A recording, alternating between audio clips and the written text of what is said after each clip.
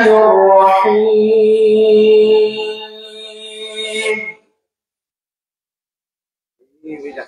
إن ربكم الله الذي خلق السماوات والأرض في 6 أيام ثم استوى على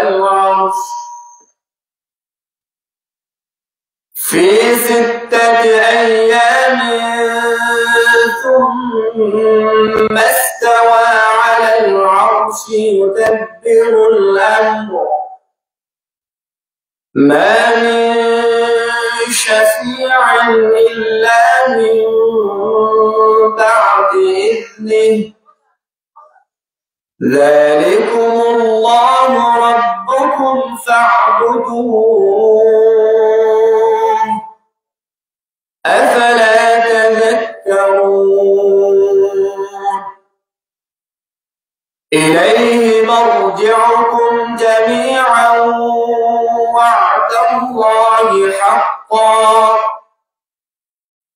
إنه يبدأ الخلق ثم يعيده ليجزي الذين آمنوا وعملوا الصالحات بالقسط والذين كفروا لهم شراب من حميم وعذاب أليم بما كانوا يكفرون هو الذي جعل الشمس ضياء والقمر نورا وقدره منازل لتعلموا عدد السنين والحساب ما خلق الله ذلك إلا بالحق يفصل الآيات لقوم يعلمون إن في اختلاف الليل والنهار وما خلق الله في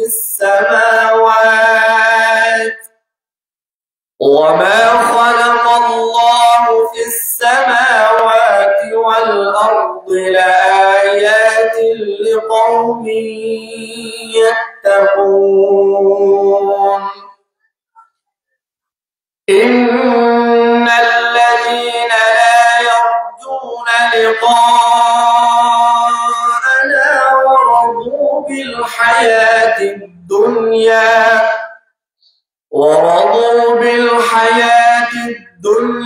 واطمأنوا بها والذين هم عن آياتنا غافلون أولئك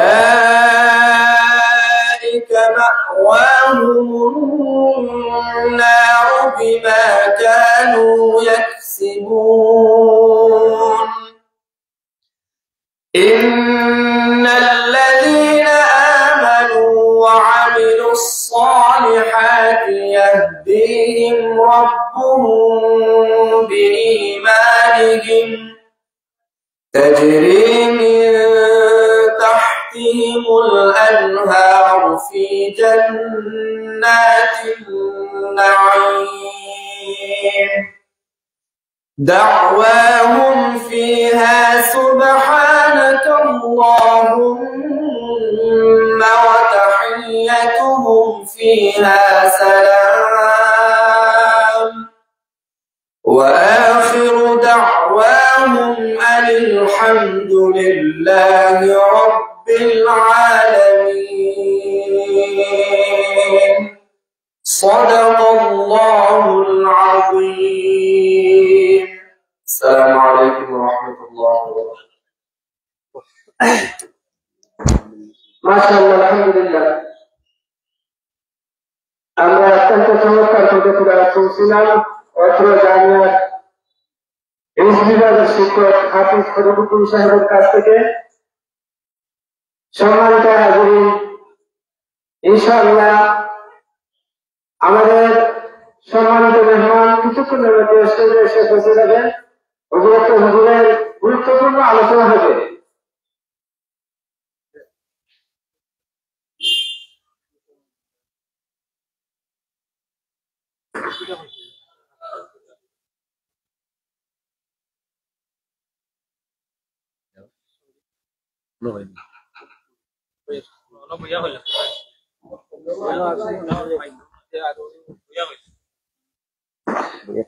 আমরা এতক্ষণ যাবৎ মহাগ্রন্থ আল কোরআনের তিলাওয়াত শুনছিলাম। এরপরে একটি ইসলামী সঙ্গীত পরিবেশন করবেন হাফিজ ফরিদুদ্দিন সাহেব। আসসালামু আলাইকুম ওয়া রাহমাতুল্লাহি ওয়া বারাকাতুহু।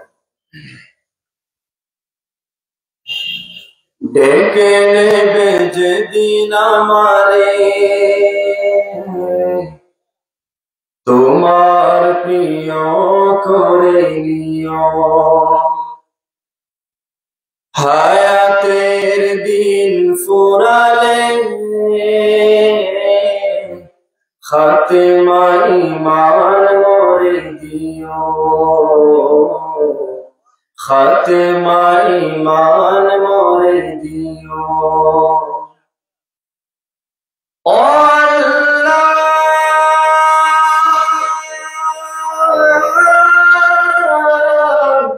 আল্লাহ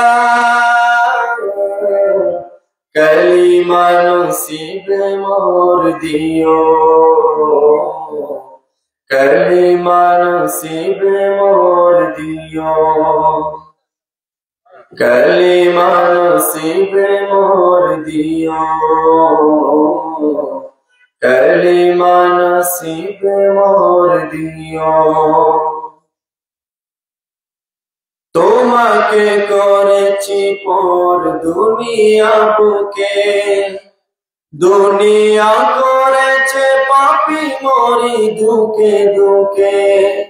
তোমাকে করেছি পর দুনিয়া বুকে, দুনিয়া করেছে পাপী মরি দুকে দুকে। পরিণতি হবে কি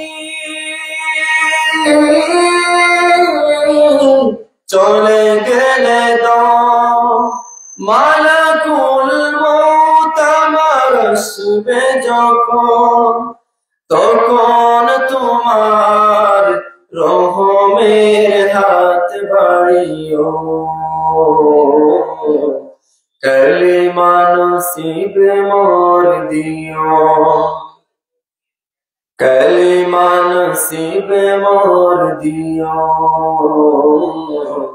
কলিমা নসিব মোর দিও।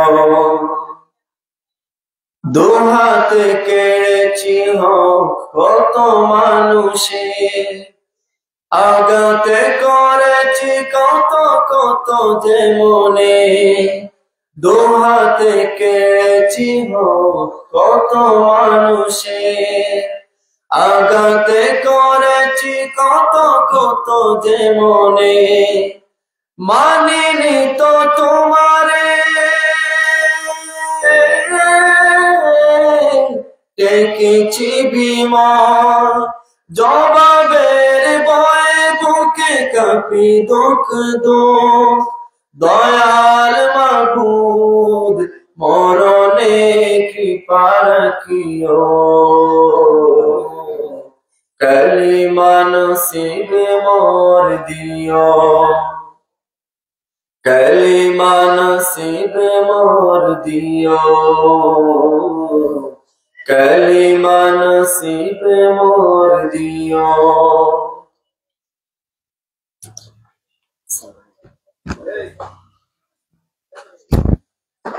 আলহামদুলিল্লাহ, অত্যন্ত চমৎকার শুনছিলাম আমাদের মাদ্রাসার বিভাগের শিক্ষক হাফিজ ফরিদুদ্দিন সাহেবের কাছ থেকে।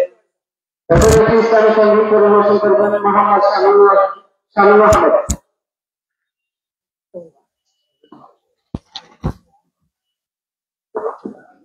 আসসালামু আলাইকুম ওয়া রাহমাতুল্লাহ।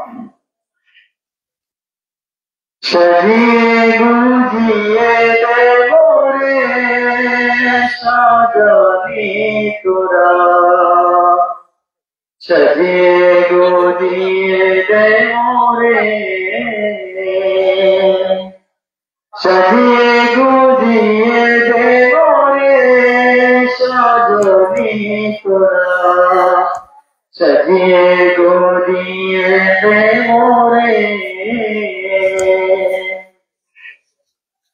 বই পাতা গরম জলে ছড়াইয়া মশারি তলে, বই পাতা গরম জলে,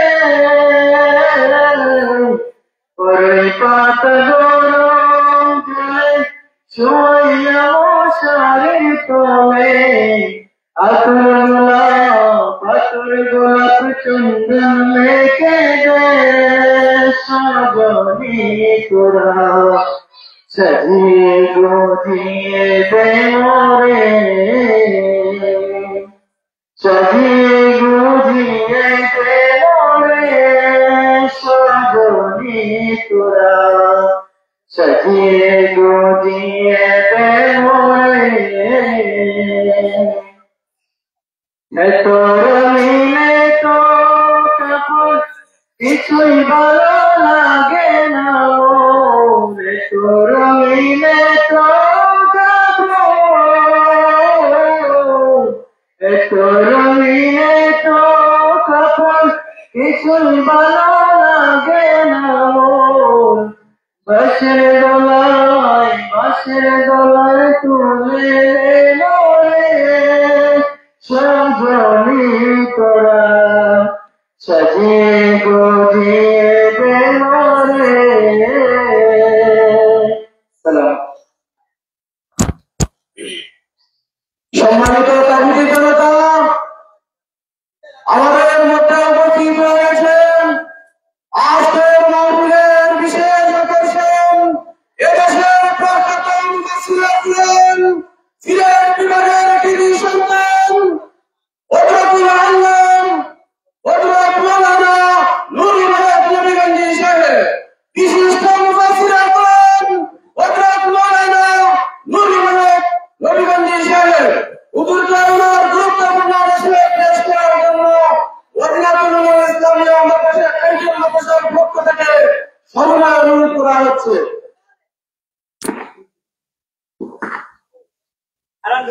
আসসালামু আলাইকুম ওয়া রাহমাতুল্লাহি ওয়া বারাকাতুহু। ওয়া আলাইকুম আসসালাম ওয়া রাহমাতুল্লাহি। আপনারা মেহরবানি করে সামনে আসুন, যারা বসছেন একটু মেহরবানি করে মাঝখানে সাইডে তো লাস্টে বসবে, পরে যারা আগুই জি জায়গাটা সুন্দরভাবে ফিল আপ করে বসে। আলহামদুলিল্লাহ নাহমাদুহু ওয়া নাস্তাঈনুহু ওয়া নাস্তাগফিরুহু ওয়া নু'মিনু বিহি ওয়া নাতাওয়াক্কালু আলাইহি ওয়া না'উযু বিল্লাহি মিন শুরুরি আনফুসিনা ওয়া মিন সাইয়্যাতি আ'মালিনা। من يهده الله فلا مضل له ومن يضلل فلا هادي له، ونشهد أن لا إله إلا الله وحده لا شريك له، ونشهد أن سيدنا ونبينا وحبيبنا ومولانا محمدا عبد الله ورسوله. أما بعد فأعوذ بالله من الشيطان الرجيم.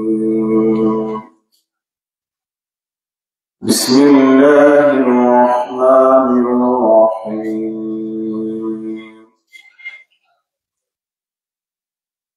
إنا نحن نزلنا الذكر وإنا له لحافظون.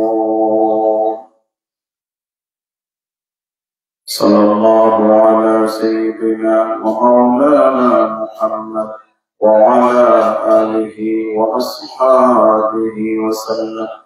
صلى الله على سيدنا ومولانا محمد وعلى آله وأصحابه وسلم.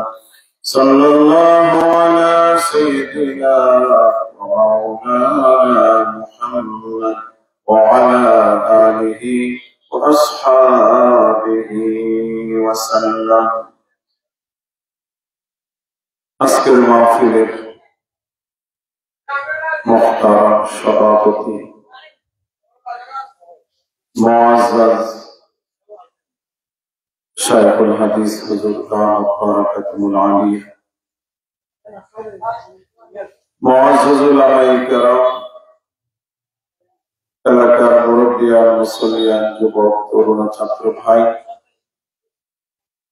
বাজারের ব্যবসায়ী বৃন্দ, আশপাশ এলাকা থেকে শুনতেন সম্মানিত নওয়াব, সর্বস্তরের মুসলিম জনতা,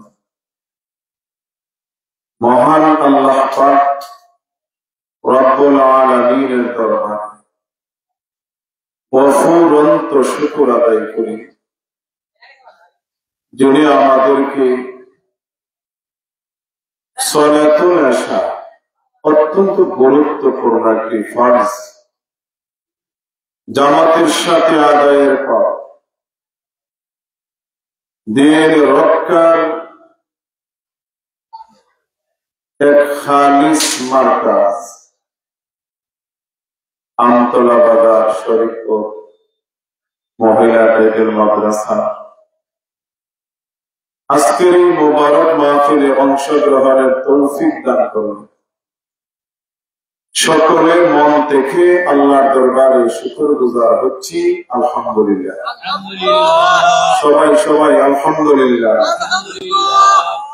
আপনাদের বয়সের কত মানুষ হসপিটালে, ক্লিনিকে, আইসিইউতে, লাইফ সাপোর্টে, কত মানুষ গাড়ির দুর্ঘটনার কবলে, কেউ বা এমনি দোকান পাটে বসা, রাস্তাঘাটে হাঁটতেছে, কিন্তু আল্লাহ আপনাদের মাহফিলের জন্য পছন্দ করে।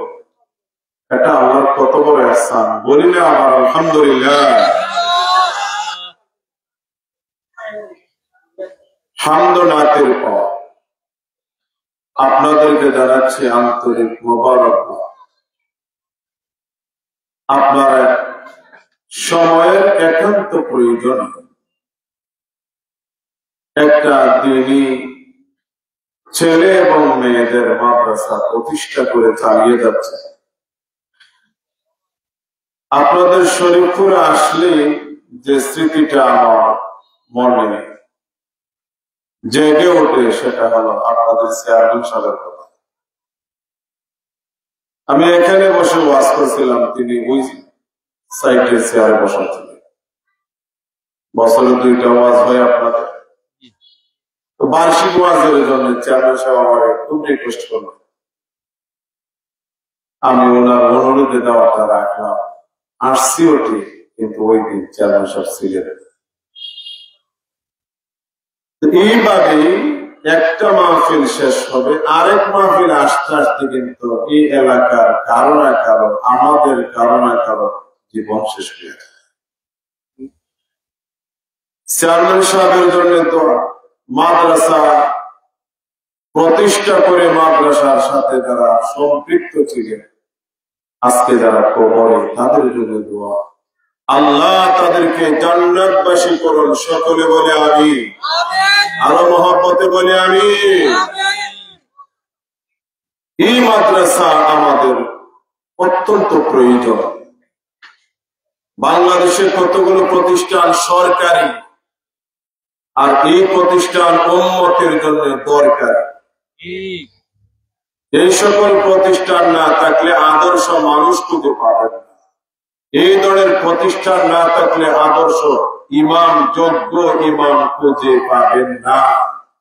এই ধরনের প্রতিষ্ঠান না থাকলে রমজান মাসে তারাবি পড়ার জন্য যোগ্য হাফেজ পাবেন না। এই ধরনের মাদ্রাসা না থাকলে স্বামী তার স্ত্রীকে তালাক দেওয়ার পরে সঠিক ফতোয়া পাওয়া যাবে না। বাবা মারা গেলে তার সম্পদ বন্টনের সঠিক নির্দেশনা এই সকল মাদ্রাসা না থাকলে পাওয়া যাবে না। বুঝেননি আমার কথা? না বোঝার তো কথা, আমি তো কয়েক বছর ধরে নিয়মিত আসতেছি। তাইলে এই মাদ্রাসা সরকারি না হলেও দরকারি নেই, উত্তর না দিলে আবার হইব কমিটি। সরকারি না হইল মাদ্রাসাটা আমাদের জন্য দরকারি নেই, এত দরকারি এই সকল মাদ্রাসা না থাকলে ইসলাম থাকবে না। জোরে বলে সুবহানাল্লাহ। আমি আপনাদের আরেকটু আশ্বস্ত করব, আমি আপনাদের কুলাউড়া, কমলগঞ্জ, পত্র এলাকার সামাজিকতা আমার খুব জানা নেই। আমি আমার বিবেচনায় কথা বলছি।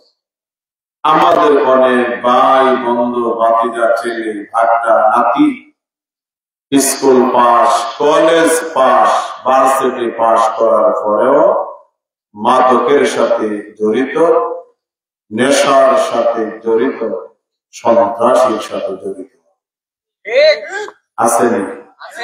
উত্তর দেন সুন্দর হলে আসেনি। সে কি অশিক্ষিত না শিক্ষিত? না না না, অশিক্ষিত কেন? সে তো কলেজ পাস, তারা অশিক্ষিত আপনি কেমনে বলবেন? হে যদি টানা লেখে তো আপনি বুঝবেন এত টানা লেখতে পারে, ইংলিশ কথা বলতে পারে, তাহলে সে অশিক্ষিত না শিক্ষিত? তবে সুশিক্ষিত বলা যাবে না। তোমার কথা ঠিক আছে, সুশিক্ষিত বলা যাবে না। তবে আমরা গ্যারান্টি দিতে পারি, আমাদের মাদ্রাসায় যদি অন্তত প্রাইমারি পর্যন্ত, নুরানি পঞ্চম শ্রেণী পর্যন্ত পড়ার পরে যদি কলেজ পাস করে, আশা করা যায় এই ছেলে গাঁজাখোর, সন্ত্রাস হবে না। আর যদি ফুরাই পড়ে মাদ্রাসা, সন্ত্রাস তো প্রশ্নই আসে না, গাঁজাখোর প্রশ্ন আসে না, বিড়িখোর প্রশ্ন আসে না, হবে তো আল্লাহ ওয়ালা, সুন্নত ওয়ালা, নবী ওয়ালা, আল্লাহর মায়ার বান্দা। কথা ঠিক নেই? এই ক্ষেত্রে দায়িত্ব আমরা দুই পক্ষে, এক পক্ষের নাম মা, আরেক পক্ষের নাম বাবা। এক পক্ষের নাম মা, আরেক পক্ষের নাম বাবা। আমি মৌলভীবাজার সরকারি মসজিদে, কোর্টের পাশে মাগরিবের নামাজের পরে আপনাদের পার্শ্ববর্তী গ্রামের একজন উকিল সাহেব, উনি সিলেটে থাকতে, নামাজের দেখা হয়ে গেছে। তো ওনার সাথে অল্প কথা বলে আমি যতটুকু অনুভব করলাম যে উনি আমার বললেন, হুজুর আমরা তো মাদ্রাসায় পড়ি না, ছোটবেলা যে মক্তবে পড়েছিলাম এই পড়াটার অ্যাকশন আজও আমরা অনুভব করি। আওয়াজে বলেন সুবহানাল্লাহ। এটা মূলত আমাদের বুনিয়াদি শিক্ষা। তখন আমি স্মৃতিচারণ করলাম, উকিল সাহেব ছোটবেলার পড়ার মজাই ছিল আলাদা। সারা গ্রামের ছোট বাচ্চারা বক্তব্যে যাইতাম, হুজুর এক কণ্ঠে বলতেন আউযুবিল্লাহ, আমরা শত কণ্ঠে একসাথে হাসে হাসে হেসে হেসে গর্জে উঠে আমরা আউযুবিল্লাহ একসাথে বলতাম। একটা মজা আছে না? মাতো তো নারায়ণ আল্লাহ।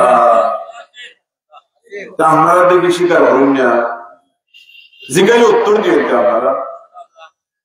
ছোটবেলা একসাথে হুজুরে বলছেন আউযুবিল্লাহ, আমরা একসাথে অনেক ছাত্রছাত্রী মিলিয়া আউযুবিল্লাহ কইছি না? হুজুরে বলছে লা ইলাহা ইল্লাল্লাহ, একসাথে আমরা সবাই লা ইলাহা ইল্লাল্লাহ বলছি না? এই যে ছোটবেলায় যে মিছিলটা যে পড়ছিলাম, যারা পড়ছিলেন এরা উকিল হওয়ার পরেও এরা নামাজ পড়ে বিশ্বাস করে আল্লাহ।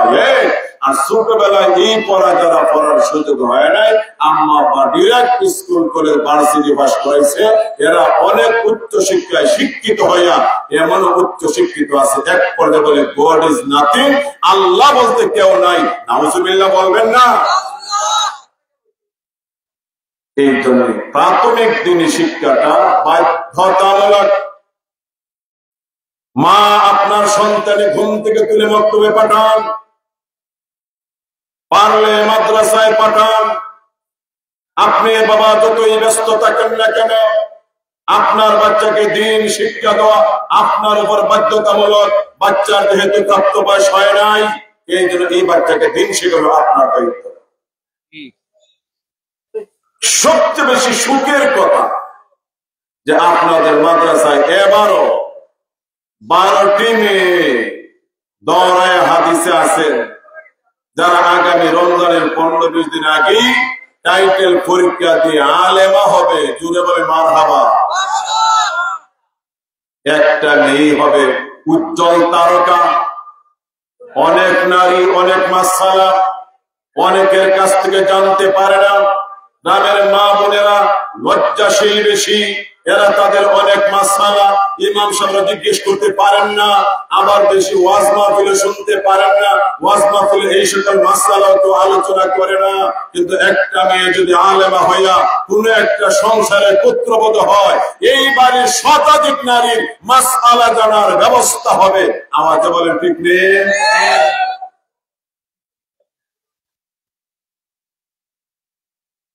আম্মাজান আয়েশা সিদ্দিকা রাদিয়াল্লাহু তাআলা আনহা, আমি যে নামটা বললাম এই নামের মানুষ পুরুষ না নারী? সবাই বলেন পুরুষ না নারী? আমার দেশে কত আয়েশা রয়েছে, ওযুর ফরজ জানলেও তায়াম্মুমের ফরজ জানে না, তায়াম্মুমের ফরজ 3টা জানলেও কেমনে তায়াম্মুম করা লাগে প্র্যাকটিক্যালি সেটা জানে না। অথচ আমি যে আয়েশা সিদ্দিকা রাদিয়াল্লাহু তাআলার কথা বলবো, সাহাবায়ে কেরাম বলেন হযরত আয়েশা সিদ্দিকা রাদিয়াল্লাহু তাআলা আনহা এত বড় পাণ্ডিত্যের অধিকারী, নবীজির ইন্তেকালের পরে আমরা কোন প্রশ্নের মুখোমুখি হলে আমরা বিজ্ঞ সাহাবীদের যে প্রশ্নের জবাব জানাই, আম্মাজান আয়েশার কাছে যাইতে দেরি হতো, উত্তর পাইতে দেরি হতো না। কাজা দেয় বলেন সুবহানাল্লাহ। আমরা রেডি করে দেন না, আমরা অল্প গুসা লাগে, ভালো তো লাগে গুসা আমার। আমি সুন্দর হয়ে বলেন সুবহানাল্লাহ। আমার আগে আপনার শিরোডিতে কথা বোঝা যায়নি। আম্মাজান আয়েশা উনি পুরুষ না নারী? ওনার কাছে জানকারা নবীদের সাহাবায়ে কেরাম, আব্দুল্লাহ ইবনে আব্বাস রাদিয়াল্লাহু আনহু, রাইসুল মুফাসসিরিন আব্দুল্লাহ ইবনে মাসউদ রাদিয়াল্লাহু আনহু, যিনি সবচেয়ে বড় মুফতি, এত বড় বড় সাহাবীরা বলেন যে প্রশ্নের জবাব আমাদের জানা নাই, আয়েশা সিদ্দিকা সেই প্রশ্নের জবাব সাথে সাথে দিয়ে দেন। সিল্লা বলেন সুবহানাল্লাহ। কি পর্যন্ত আলেমা, সাথে সাথে এই উত্তরটাও দেন। আপনার মনে গেছে সময় পাস করার লাগে আমি আসছি না, আমি কষ্ট করে আসছি, হুজুর আমার মহব্বত করেন। আমি কিছু কথা আপনাদের কানে শোনাই দিতে চাই, উত্তরটা দিয়ে আপনারা। ইসলাম জানা, ধর্ম জানা, ইসলামের বিধিবিধান জানা, মাসআলা জানা খালি পুরুষের লাগে দরকার, নারীদের জন্য দরকার আছে না নাই? বরং নারীদের জন্য কিছু কিছু মাসআলা আপনারা সূরাতুল বাহ হতে না জানলেও প্রত্যেক সূরাতের মায় জানতে।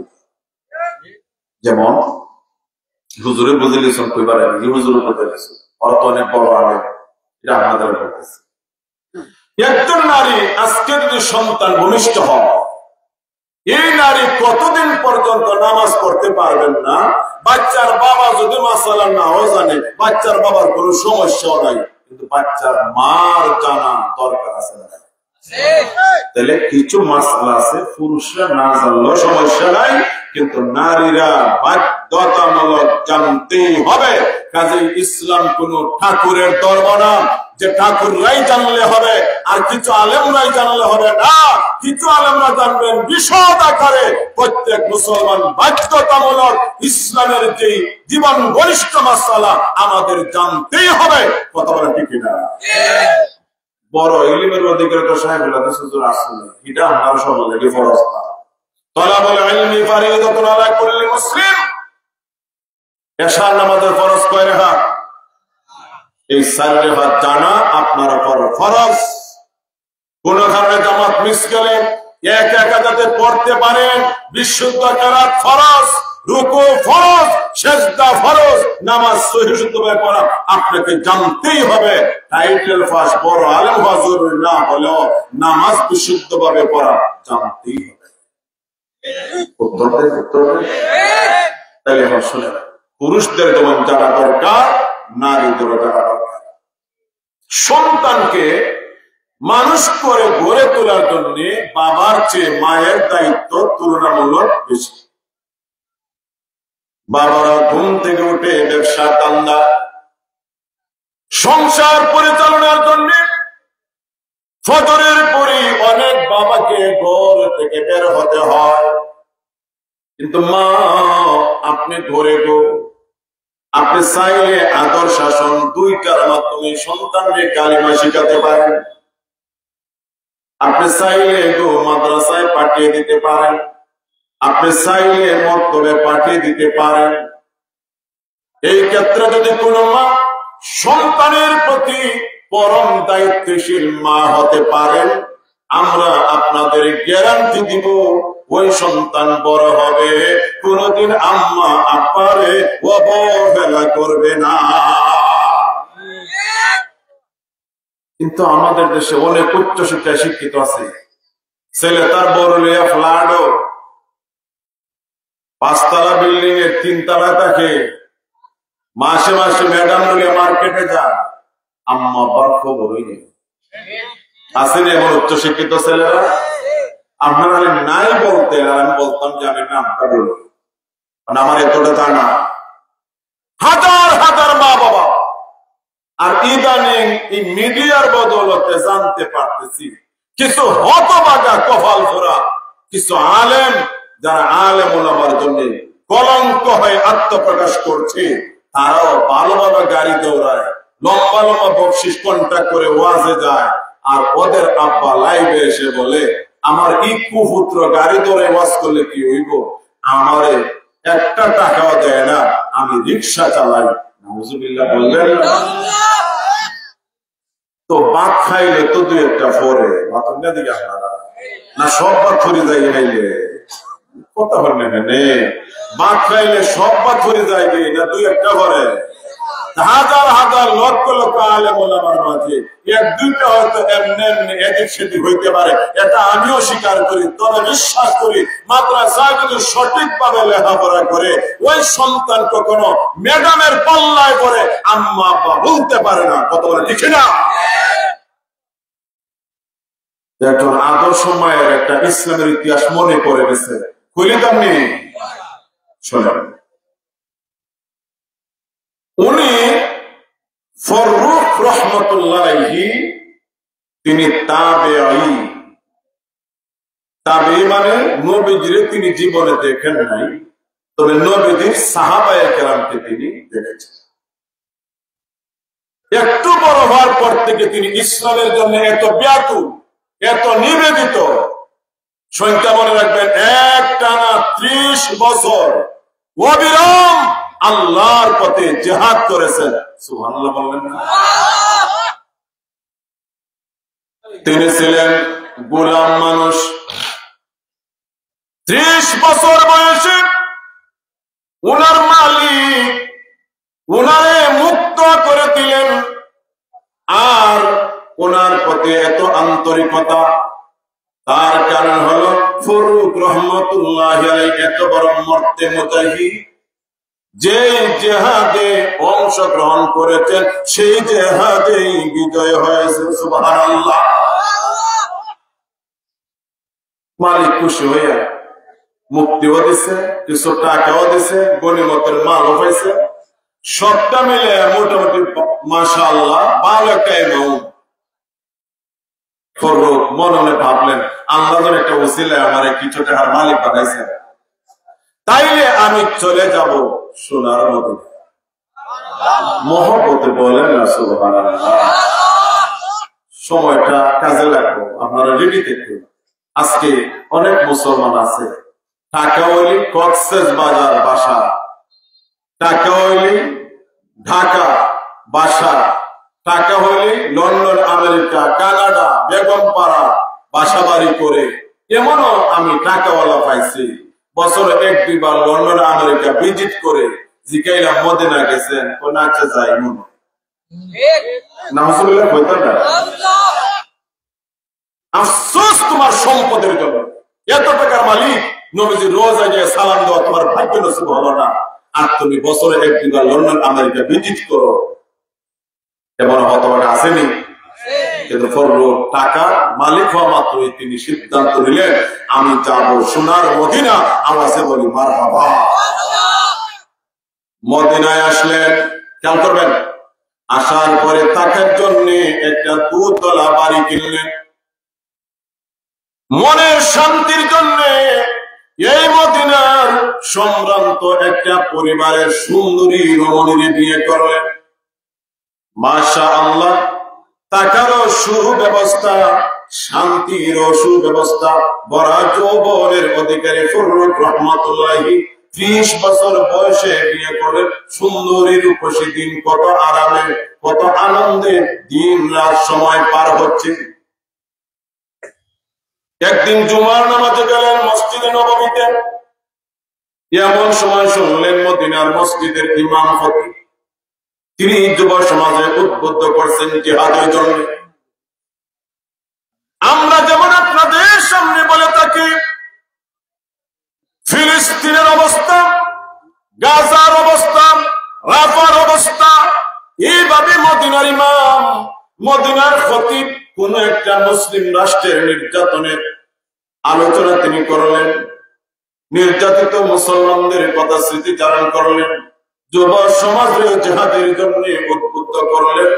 একটা পর্যায়ে এই ফররুখ রহমাতুল্লাহ বলেন, হে দুনিয়ার মুসলমানেরা, খতিব সাহেবের বক্তৃতায় আমি এত অনুপ্রাণিত হইলাম, দোতলা বাড়ি আছে, সুন্দরী রমণী আছে, এরপরেও সাথে সাথে সিদ্ধান্ত নিলাম অচিরে আল্লাহর পথে জিহাদে আমি বেরিয়ে পড়ব।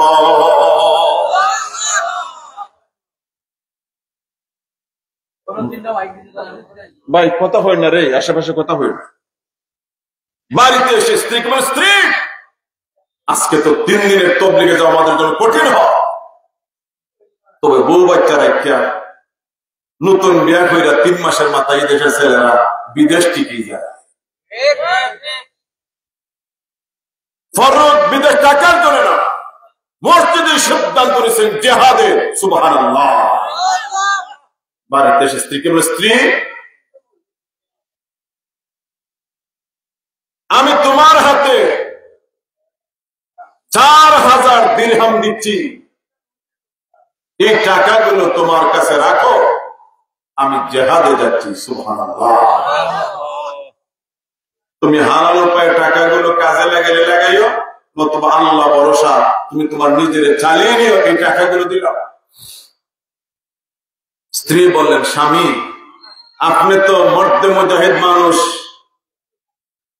একটা 30 বছর বড় হওয়ার পর থেকেই বিভিন্ন এলাকায় জিহাদ করেছেন, আজকেও জিহাদের সিদ্ধান্ত, ভালো কথা, আপনি জিহাদে যাইবেন, আমি আটকাবো না। আমারে আর আমার পেটে অনাগত সন্তান, আমরা 2 জনরে আপনি কার কাছে রেখে যাচ্ছে? ফররুখ পরিষ্কার উত্তর দিলেন, আমি তোমাকে, তোমার পেটে আমার সন্তানকে আল্লাহর হাওলায় রেখে যাচ্ছি। বলেই তিনি জিহাদে চলে গেলেন। 30 বছর বয়সে আবার গেলেন জিহাদে। একটানা 30 বছর মাঝখানে আর ফুরসত পান নাই, অবিরাম আল্লাহর পথে জিহাদ করেছেন। আওয়াজে বলেন সুবহানাল্লাহ। উত্তর দেন, বিয়ের বয়স 30 বছর, আর ওই বছরে গেলেন জিহাদে, আরো 30 বছর জিহাদ করলেন, এখন বয়স কত হয়েছে? 60 বছর বয়সে একটু ফ্রি হয়েছে, ফ্রি। মনের মাঝে জাগলো, জিহাদে জিহাদে 30টা বছর কত হয়ে গেল। এইদিকে আমার স্ত্রী কোন অবস্থায় আছে না মারা গেছেন জানি না, পেটের সন্তান ছেলে না মেয়ে তাও জানি না, সন্তান ভূমিষ্ঠের পর লাইনে না বেলাইনে তাও জানি না, মা ছেলেরে কন্ট্রোল করতে পারলেন কিনা তাও জানি না, এক কথায় কিছুই জানি না। এই চিন্তা চেতনা নিয়ে ফররুখ রহমাতুল্লাহি আলাইহি মদিনার দিকে আসছে। এই দিকে ওনার প্রেগনেন্ট স্ত্রীর অবস্থাটা শুনে নেন।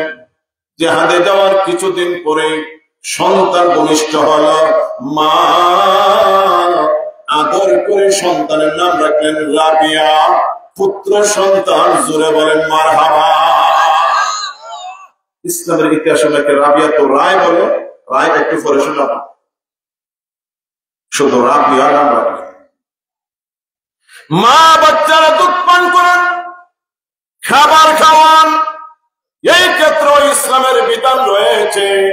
আধুনিক শিক্ষায় শিক্ষিত অনেক মা অনেক বোন জানেন না, এমনকি আমাদের দেশে আধুনিক এমন মডার্ন মেয়ে রয়েছে বাম হাতে পর্যন্ত চা খায়, এমন মডার্ন সমাজ আছে না নাই? সন্তানকে দুধ পান করানোর সময় ইসলামের বিধান হলো, মা আপনি বলবেন বিসমিল্লাহ, চামচ দিয়ে পানি খাওয়াইলে বলবেন বিসমিল্লাহ, লিকুইড কোন খাবার মুখে দিলে বলবেন বিসমিল্লাহ, ফিডার খাওয়াইলেও বলবেন বিসমিল্লাহ। যেহেতু বাচ্চার বিসমিল্লাহ বলার বয়স হয় নাই গো মা, আপনাকে বিসমিল্লাহ বলতে হবে। তাছাড়া আমার নবী দিনে নবী বলেছেন, মা আপনি বিসমিল্লাহ না বললে সন্তানের সাথে শয়তান শরীক হবে, আর এই শয়তানের লাঠি সোটা দিয়েও তাড়াইয়া দেওয়া যায় না। বিসমিল্লাহ না বললে সে ভাগে না, ঠিক না? তাহলে আমাদের দেশে কি আমার সাথে কথা হইল, আমাদের দেশে গোটা বাংলাদেশে যে অত সব মহিলা বাচ্চার মা সকলেই মনে বিসমিল্লাহ বল, তাহলে যারা বিসমিল্লাহ বল না এরা ভাই তো শয়তানের লজি, কথা হয় না কেন? এরা ভাই খাল লজি, উত্তর দিন খাল লজি, মার বুকের দুধও শয়তান শরীর, প্লেটের খাবারও শয়তান শরীর, ফিডারও শয়তান শরীর। আমি আপনাদের জিজ্ঞেস করি, এই শরীফপুর এলাকায় শয়তানের লজিং আর নাই? জোরে বলেন ঠিক না? তাছাড়া হাদিস শরীফ আল্লাহ রাসূল কুল্লু আমরিন ফি বারিন লাম ইবদা বিসমিল্লাহ ফাহুয়া আফতার, ভালো কাজ বিসমিল্লাহ দিয়ে শুরু হবে, বিসমিল্লাহ বলবেন না বরকত হবে না, লেস কাটা হবে, দেখতেও সুন্দর, বরকতহীন হবে। তাছাড়া নবী বলেছেন, ভালো কাজে বিসমিল্লাহ বললে আমার আল্লাহ 4000 নেকি দান করবে। এই ফরুক রহমতুল্লাহ স্ত্রী বাচ্চার এইভাবে ইসলামী জিন্দগিতে আদরে আল্লাহ দে বাচ্চা মোটামুটি বড়। এবার বাচ্চা আম্মু ডাক শিখেছে, আব্বু ডাক শিখেছে। মা এই বাচ্চারে আলিফ বা তা সা এইভাবে শিক্ষা দিলেন, অক্ষর জ্ঞান শিক্ষা দেওয়ার পরে মা বিসমিল্লাহ শিক্ষা দিলেন, খাবারের দোয়া, ঘুমানোর দোয়া শিক্ষা দিলেন। আর একটু বড় হওয়ার পরে মা ওই বাচ্চারে পার্শ্ববর্তী মাদ্রাসায় পৌঁছায়া দিয়েছে। বুঝা নিয়েন ওয়াজটা। মা ছেলের মাদ্রাসায় নিয়ে গেছেন, ছেলের বাবা জেহাদে আসেন কিনা কোন যোগাযোগ নাই। শরীফপুরের যত প্রবাসী পুরুষের স্ত্রী বাড়ি ঘরে আসুন, স্বামী কোন অবস্থা আসুন জানা যায়নি। উত্তরটা যে দিলে না, খালি জানা হয়ে যায় না, দেখাও যায়, দেখাও যায়। আল্লাহ আমার এমন সহজ হইয়া দিয়েছেন, প্রবাসী স্বামীর সাথে দেখে দেখে কথা বলা যায়, প্রবাসী বাবার সাথে দেখে দেখে কথা বলা যায়, বাবাও বাচ্চারে দেখে দেখে কথা বলার সুযোগ আছে, আছে না? সেই দিন জানা তো দূরের কথা, উনি আছে না মারা গেছে এটাও জানে। এরপর স্ত্রী ছেলের কেমন হাল ধরেছেন। এই ক্ষেত্রে আমার মা বোনদের বলে যাবো, বেয়াদবি মাফ করবেন। স্বামী হাড় ভাঙা পরিশ্রম করেন, এখানে আপনার শ্বশুর আছে, আপনার শাশুড়ি আছে, ননদ আছে, দেবর আছে, আরো আছে অনেক, সেখানে কেউ নাই। আপনার স্বামী হাড় ভাঙা পরিশ্রম করে আপনাদের সুখের জন্য এত কষ্ট, আর টাকা মাসে মাসে পাঠায়, আর আপনারা খালি সেট আর জামা আর মোবাইল বদলা। প্রবাসীদের স্ত্রীর বিলাসিতা, সবার কথা বলছি না, অনেক দায়িত্বহীন কাণ্ড জ্ঞানহীন নারী আছে, স্বামীর কষ্টের টাকা মারাত্মক অপচয় করে, অনলাইনে জামা কিনে, মার্কেটে যায় জামা কিনে, স্বামীর হাতের মোবাইল কম দামি, ম্যাডামের হাতের মোবাইল দামি। আসেনি এমন বিলাসী নারী? আমি দুশ্মনী ভরার লাগে আইছি না গো মা, শুধু অনুরোধ করার জন্য আসছি। মাথায় নেবেন, আপনার স্বামীর কষ্টের টাকা 2টা টাকা ফান্ডিং করতে পারলে আপনার বাচ্চাদের ভবিষ্যৎ উজ্জ্বল হবে। কথা ঠিক আছে তো? প্রাইমারি শিক্ষা শেষ হয়ে গেল রাবিয়া, উচ্চ শিক্ষায় নিয়ে গেলেন মাদ্রাসা। উচ্চ শিক্ষার দৌড়ে হাদিস পর্যন্ত অনেক সুনামের সাথে রাবিয়া লেখাপড়া শেষ করলেন। এখানে শেষ নয়, দৌড়ায় হাদিসের পরে আদব রয়েছে, হাদিস রয়েছে, ফিকহ রয়েছে। অর্থাৎ যে লাইনে চাইবেন সে লাইনে অতিরিক্ত পড়ারও সুব্যবস্থা আছে না না? মা ছেলের এতটা হাল ধরলেন, উচ্চ শিক্ষার জন্য আরো বড় মাদ্রাসায় ভর্তি করে দিলেন। আল্লাহর মেহেরবানিতে রাবিয়া মদিনার সবচেয়ে বড় আলেম হয়ে গেছে। বৃক্ষ তোমার নাম কি, ফলে পরিচয়। আমার পাশে সাহেবুল হাদিস হুজুর বসা, সার্টিফিকেট কোন তুইছেন আমার মনে হয় জানা হই যায়। আর এই সার্টিফিকেট দিয়ে আমাদের হুজুরা চলে না। সরকারি লাইনে সার্টিফিকেট ছাড়া চলা যায় না। সরকারি চাকরি করতে গেলে সার্টিফিকেট আপনার বাধ্যতামূলক। এখন ঘুষ দেওয়া অনেকে সার্টিফিকেটের ব্যবস্থা করে। ঘুষ দেওয়া শায়েখুল হাদিস হওয়া যাবে না, ঘুষ দিয়ে হাফেজ সাহেব হওয়া যাবে না, ঘুষ দিয়ে মুফাসসিরে কোরআন হওয়া যাবে না, ঘুষ দিয়ে মুফতি হওয়া যাবে না। এই জন্য সার্টিফিকেট আমাদের আকাবিদের এত দরকার পড়ে না। আমাদের আকাবিদের দরকার হলো ইলম আর আমল। আওয়াজে বলেন ঠিক না? নগদে যোগ্যতা আছে কিনা এটা দেখার বিষয়। বুখারী শরীফ 12 অধ্যায় জবর সানা এবং খানা অক্ষর কোরআন শরীফের মতো এত পরিষ্কার ভাবে লেখা না, পড়তে পারেন কিনা, তাশরীহ পারেন কিনা, ব্যাখ্যা পারেন কিনা, এটা নগদ দেখার বিষয়। সার্টিফিকেট কেউ দেখে না। মদিনার বড় আলেম হয়ে গেলে আমাদের চাইয়েন শুধু বড় আলেম না, বড় খতিব, বড় বক্তা, বড় ভাষ্যকার, বড় মুফতি। এক কথায় মদিনায় বললে উনার এই জনগণে বলে বড় হুজুর। সুবহানাল্লাহ আছে নাকি? আওয়াজে বলেন সুবহানাল্লাহ। এক বাক্যে মুসাল্লাম বড় হুজুর, এক বাক্যে মেনে নিয়েছে মদিনার সবচেয়ে বড় হুজুর। এই জন্য ওনার নামের সাথে রায়, তার মানে হল উনি যে রায় দেন, উনি যে ফয়সালা দেন, উনি যে সিদ্ধান্ত দেন, উনি যে কথা বলেন, এটাই রায় হয়ে যায়। এই জন্য এমন ভাবে ওনার নামের অংশ হয়ে গেল। ইসলামের ইতিহাসে বলা হয় রাবিয়াতুর রায়। উনি এমন এক আলেম, যেটা বলে এটাই ফয়সালা, যা বলে এটাই সিদ্ধান্ত। জোরে বলে সুবহানাল্লাহ। উত্তর দিবেন, ছেলে যে অত বড় কামিল আলিম হইছেন, মদিনার বড় হুজুর, বাপে জানাননি? মাশাআল্লাহ, বাপে জানাননি। ছেলে নামে তাও জানাননি, কিচ্ছু তো জানেন না। 30 বছরের ছেলে বড় হইয়া, বড় আলেম হইয়া, মাশাআল্লাহ অনেক বড়।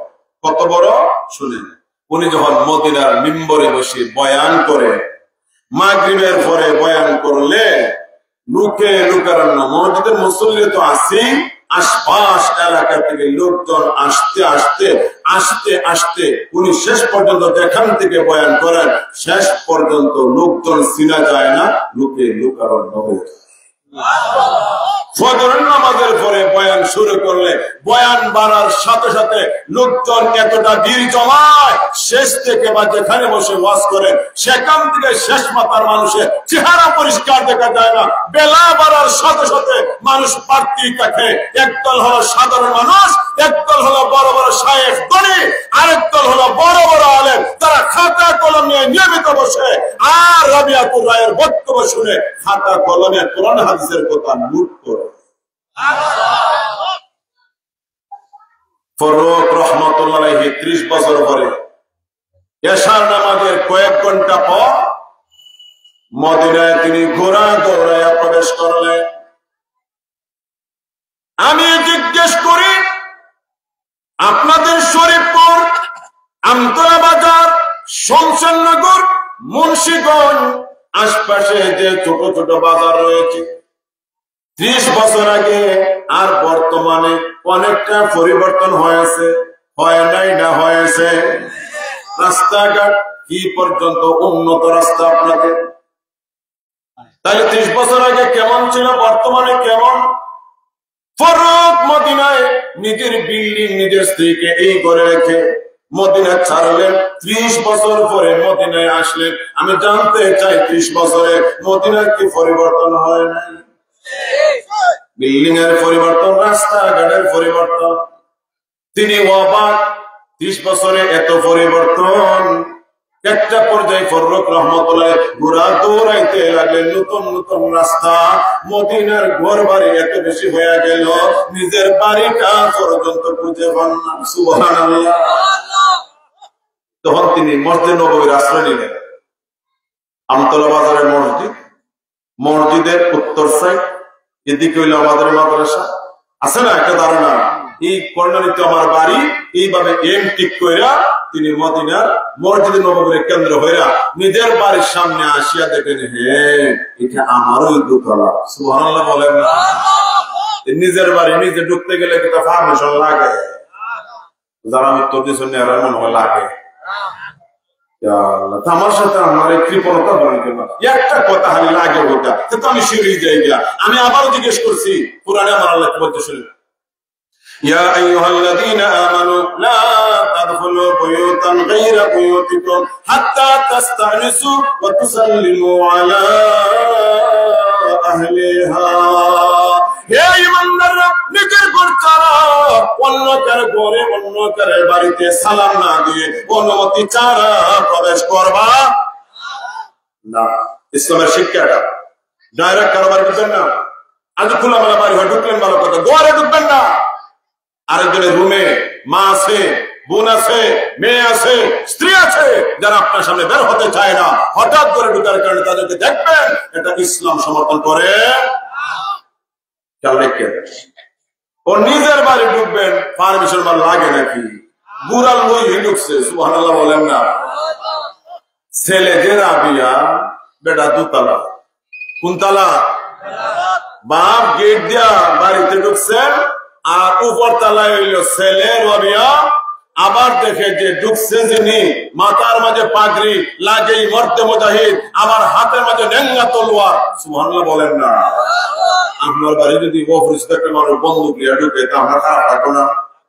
লাঠি একটা লিয়া ঢুকছে খারাপ লাগবে না? রামদা লিয়া ঢুকছে খারাপ লাগবে না? ফুতে তো বাপরে চিনে না, বাপ হয়তো ছেলেরে চিনে না। এখন রবিয়া উপর থেকে দেখছেন বুড়া লুই ঢুকছে, হাতে আবার নেঙ্গা তলোয়ার। সেখান থেকে হুঙ্কার দিলেন, কে মুসাফির, এত সাহস আমার বাড়ি ঢুকলা?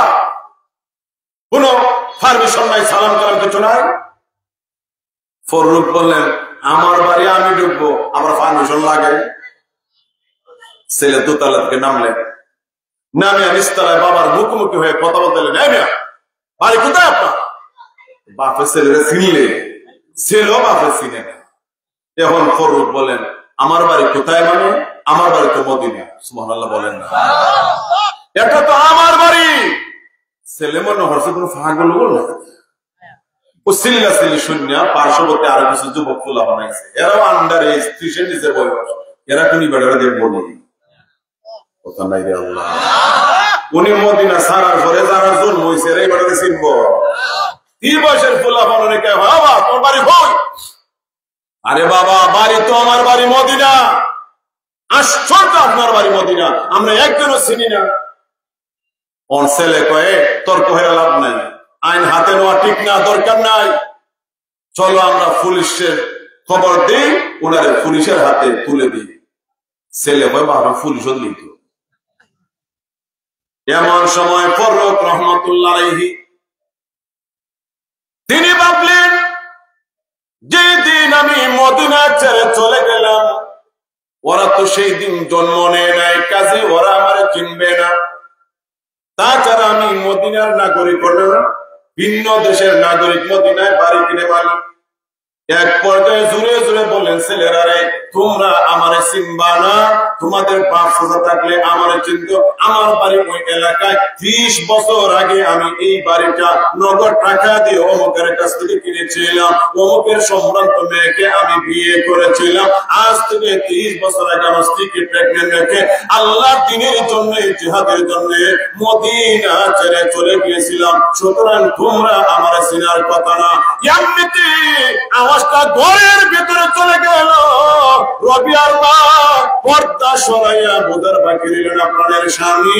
এমনিতেই ছেলেরা বলে তোমরা সবাই চলে যাও রে।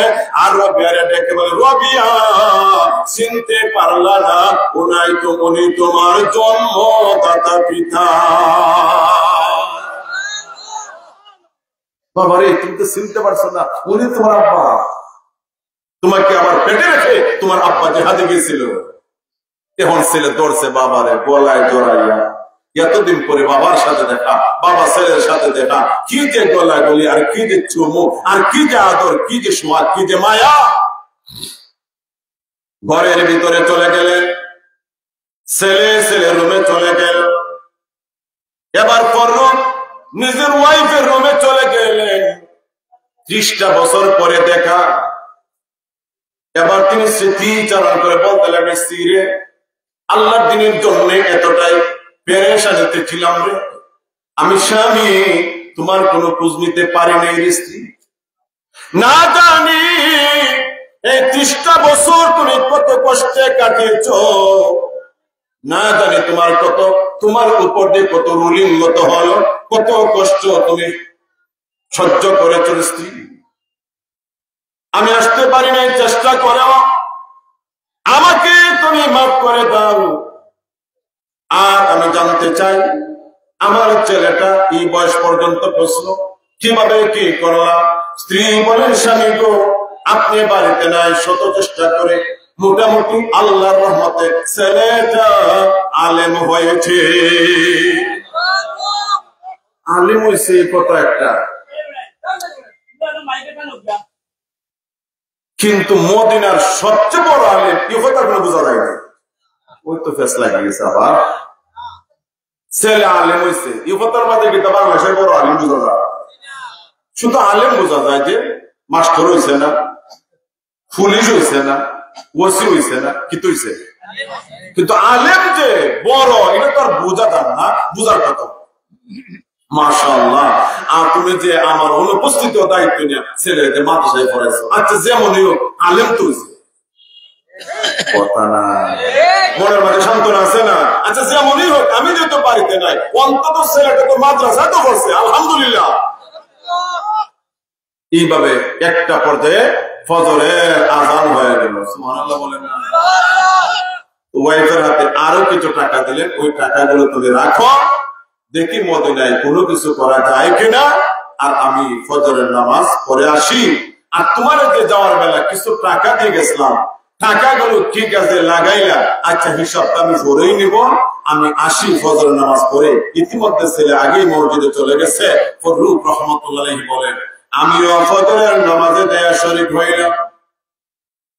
ফজরের নামাজ শেষে নবীজির রওজার কিনারায় 30টা বছর পরে হাজিরা দিয়েছি।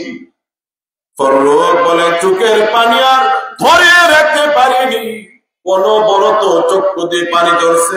বারবার নবীদের সালাম দিচ্ছেন, আসসালামু আলাইকা ইয়া রাসূলুল্লাহ, আসসালামু আলাইকা ইয়া হাবিবাল্লাহ। ফররুখ বলেন, দুনিয়ার মুসলমানেরা 30টা বছর পরে আসার কারণে আবেগে ভালোবাসায় অনেক সময় গত হয়ে গেল।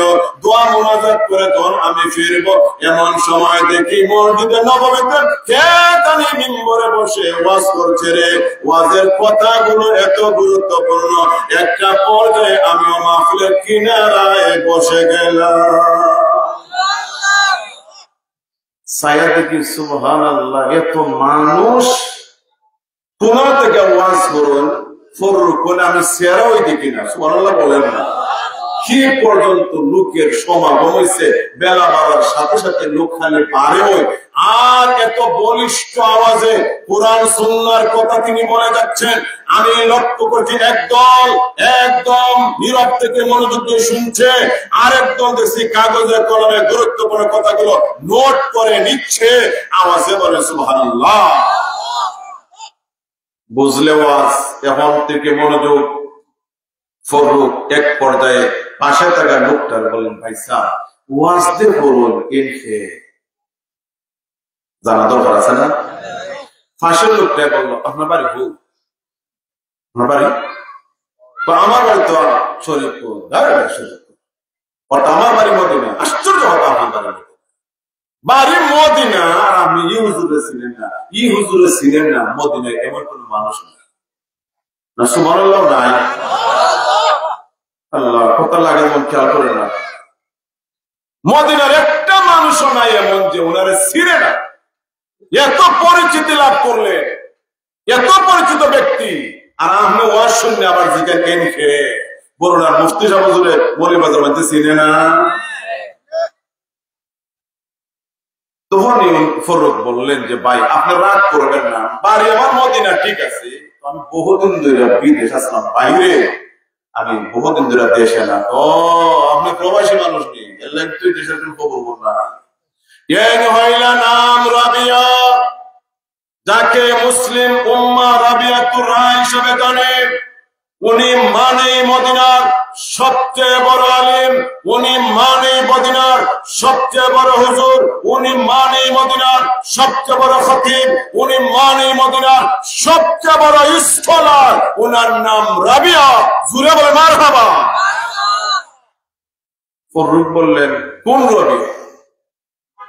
কারণ বাড়ির তো ওয়াইফের সাথে শুনে নিজের ফুলার নামও রাবিয়া।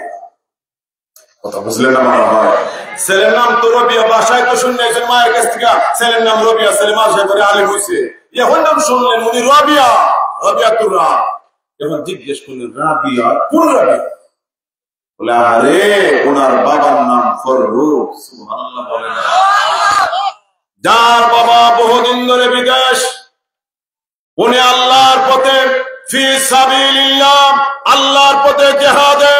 তবে শুনছি গত রাত্রে নাকি উনি মদিনায় আসছেন। এই মুজাহিদের সাথে আমার এখনো দেখা হয় নাই। ফররুখের বুঝার বাকি রইল না, আমারই তো ছেলে। চোখের পানি আর ধরে রাখা গেল না। হয়তো বা ফররুখ মনে মনে আফসোস করেছিলেন, আহারে আমার ছেলে যদি এত বড় আলেম হইতো। আমরা অনেক সময় আফসোস করি, ওই ছেলেটার মতো আমার ছেলে যদি হাফেজে কোরআন হইতো। হয়নি আফসোস মাঝে মাঝে? নাহলে চেয়ারম্যানের লাগে আফসোস হয়, এমপি লাগে আফসোস নেই। এটা অসম্ভব, পারতা নাই। আপনার ছেলে এমপি, বর্তমান দেশের যে সিচুয়েশন, কোটি কোটি টাকার মালিক হইতে পারতো না, আর রাজনীতি করে বড় নেতা হওয়ার সম্ভাবনা নাই। তবে আলহামদুলিল্লাহ 5টা-6টা বছরের জন্য আপনার 6 বছরের বাচ্চারা আমাদের মাদ্রাসাগুলোর হাওলায় দিলে 6 বছর পরে আপনার বাচ্চারা আমরা হাফেজে কোরআন উপহার দিব। কথা বলেন ঠিক নেই? জোরে বলেন কথা ঠিক নেই? আমার ছোট ছেলেরে দিলাম, ও তো কয়দিন হইল, গত জুম্মায় তার সাথে দেখা করতে গেলাম, তো বললাম আব্বু তোমার সবক কয় ফাড়া? আব্বু আমার সবক 15 ফাড়া। আমি যে কতটা দোয়া করেছি হাফেজ শাহ হুজুরের জন্য। আমরা তার মা বাবা বাড়িতে আছি আর বাচ্চারা মাদ্রাসায়, আর উনার তত্ত্বাবধানে আদর্শ করে আমাদের সন্তানরা তারা হাফেজে কোরআন বানিয়ে দিচ্ছে। চিল্লিয়া বলেন না মারহাবা। ভালো কিছু আফসোস করা লাগে। ফররুখ হয়তো মনে মনে আফসোস করেতেন, আমার ছেলেটা যদি এমন আলেম করে। শেষে যখন জানলেন উনার ইচ্ছা এলে মনের আনন্দ আর আটকে রাখা সম্ভব হলো না। আনন্দ খুশির কারণে চক্ষু দিয়ে পানি ঝরতে লাগলো। চোখের পানিটা নিয়ে এক পর্যায়ে বাড়িতে চলে গেলেন।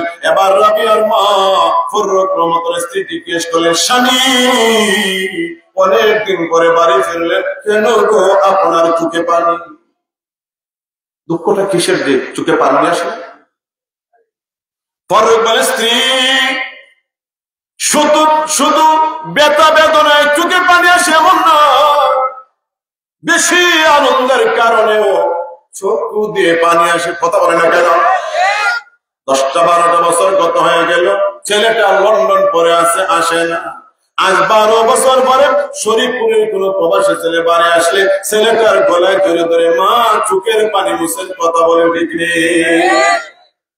ছেলেরা কাছে পাইছেন, দুঃখ তো নয়, আনন্দ। ফররুখ বলে, স্ত্রী এটা ব্যথা বেদনার পানি না, এটা আমার অধিক আনন্দের পানি। স্ত্রী ফজরের নামাজ পড়ে জিয়ারতে গেলাম। জিয়ারত শেষে লক্ষ্য করে দেখি একজন হুজুর ওয়াজ করে, হাজার হাজার মানুষের দল নেমেছে। আমি তো জানি না ওয়াজটা কে করে, এত দামি ওয়াজ, কোরআন সুন্নাহর উপর এত সার গর্ব আলোচনা। একটা পর্যায়ে আমার কাছে থেকে লোকে জিজ্ঞেস করলাম উনি কে? উনি বললেন আপনার বাড়ি কোথায়? আমি বললাম মদিনা। উনি ধমক দিয়ে বলল আপনার বাড়ি মদিনা, আর এই হুজুরে আপনি চিনেন না। মদিনার কোন পুরুষ মানুষ নাই যে মানুষের সরাসরি এই হুজুরে দেখে নাই, কাজে আপনার বাড়ি মদিনা হলে না দেখার কথা না। একটা পর্যায়ে আমি বললাম আমি প্রবাসী। শেষ পর্যন্ত বললেন উনি মদিনার সবচেয়ে বড় আলেম, যার নাম হলো রাবিয়া। আমি জিজ্ঞেস করলাম কোন রাবিয়া? একটা পর্যায়ে উত্তর আসলো, যে উত্তরে চোখের পানি আটকানো গেল না। তিনি বলেন উনার বাবা মরতে মুজাহিদ 30 বছর আগে মায়ের পেটে সন্তানকে জেহাদে গিয়েছিলেন। শুনেছি গত রাতে ওই মুজাহিদ মদিনায় ফিরে এসেছে, উনার নাম হলো ফররুখ। স্ত্রী বুঝতে পেরেছেন এখন ওই উপযুক্ত সময়। 30 বছর আগে আমার হাতে যে টাকা দিয়েছিলেন, এবার স্ত্রী বলে স্বামী গো, আপনি যে ফজরের আজানের পূর্ব মুহূর্তে বলছিলেন আমার হাতে অনেক টাকা দিয়েছিলেন, টাকাগুলো কোন কাজে আমি ব্যয় করেছি? এবার ভালো করে শোনেন, টাকাগুলো আমার বিলাসিতার কাজে ব্যয় করিনি, ওহেতু টাকাগুলো আমি নষ্ট করিনি। আমি ছেলেটার এমন ভাবে হাল ধরেছি, এই টাকাগুলো আমার ছেলের করে ব্যয় করেছি। আর আমাদের ছেলেরে মহান আল্লাহ মদিনার সবচেয়ে বড় আলেম বানাইয়া দিয়েছে। ফররুখ রহমতুল্লাহ বললেন স্ত্রী, টাকাটা জায়গা মতোই ব্যয় করেছ। আমি স্বামী হিসাবে তোমার প্রতি কৃতজ্ঞতা প্রকাশ করছি। মুসলিম উম্মার পক্ষ থেকে তোমার প্রতি কৃতজ্ঞতা প্রকাশ করেছি। বাস্তবেই তুমি একজন আদর্শ মা। জুড়ে বলে ঠিক কিনা? তুমি সত্যিকারের মায়ের মতো মা। বাবার অনুপস্থিত ছেলের হাল ধরে ছেলের তুমি এত বড় আলেম বানাইতে পারলা। তোমার কাছে মুসলিম উম্মাহ ঋণী। এত বড় স্কলার জন্ম নিয়েছে তোমার পেট থেকে। চিল্লিয়ে বলেন সুবহানাল্লাহ। পাত্র যদি ভালো হয়, পাত্র জিনিসটা ভালো হয়, ভালো করে শোনেন। অনেকদিন আগে একটা মাহফিলে গেলাম, মুফতি সাহেব বললেন হুজুর খাবার খাইবেননি? আমি বললাম না, বয়ানের পরে পারলে আমার একটু চা খাওয়ান। মুফতি সাহেব হুজুর, এটা আমার নবীগঞ্জের ভিতরে, এটা আপনাদের বলতাম না হুজুর। এটাও মহিলা মাদ্রাসা ছিল, কয়েকটা ছেলে ছিল ছোট ছোট। আর ভাই নবীগঞ্জ হুজুরের জন্য যাবো, গরম চা নিয়ে। ছাত্ররা ছোট মানুষ, আমার গরম চা হওয়াই ভালো লাগে। তারা তাড়াহুড়া করে খুব গরম চা নিয়েছে। আমি মুখে দিয়ে দেখি জাল লাগে। কিতা লাগে? চা কোনো জাল লাগার জিনিস নেই। ওখান থেকে একটু মুখে দিয়ে বললাম মুফতি সাহেব, তো আমি কিছু বলি নাই, হেঁটে দিলাম। খাইতেছে দেখলে হুজুর কিতা বিষয়, ওখান তো বলা লাগে যেহেতু জিজ্ঞেস উনি বিষয় কি।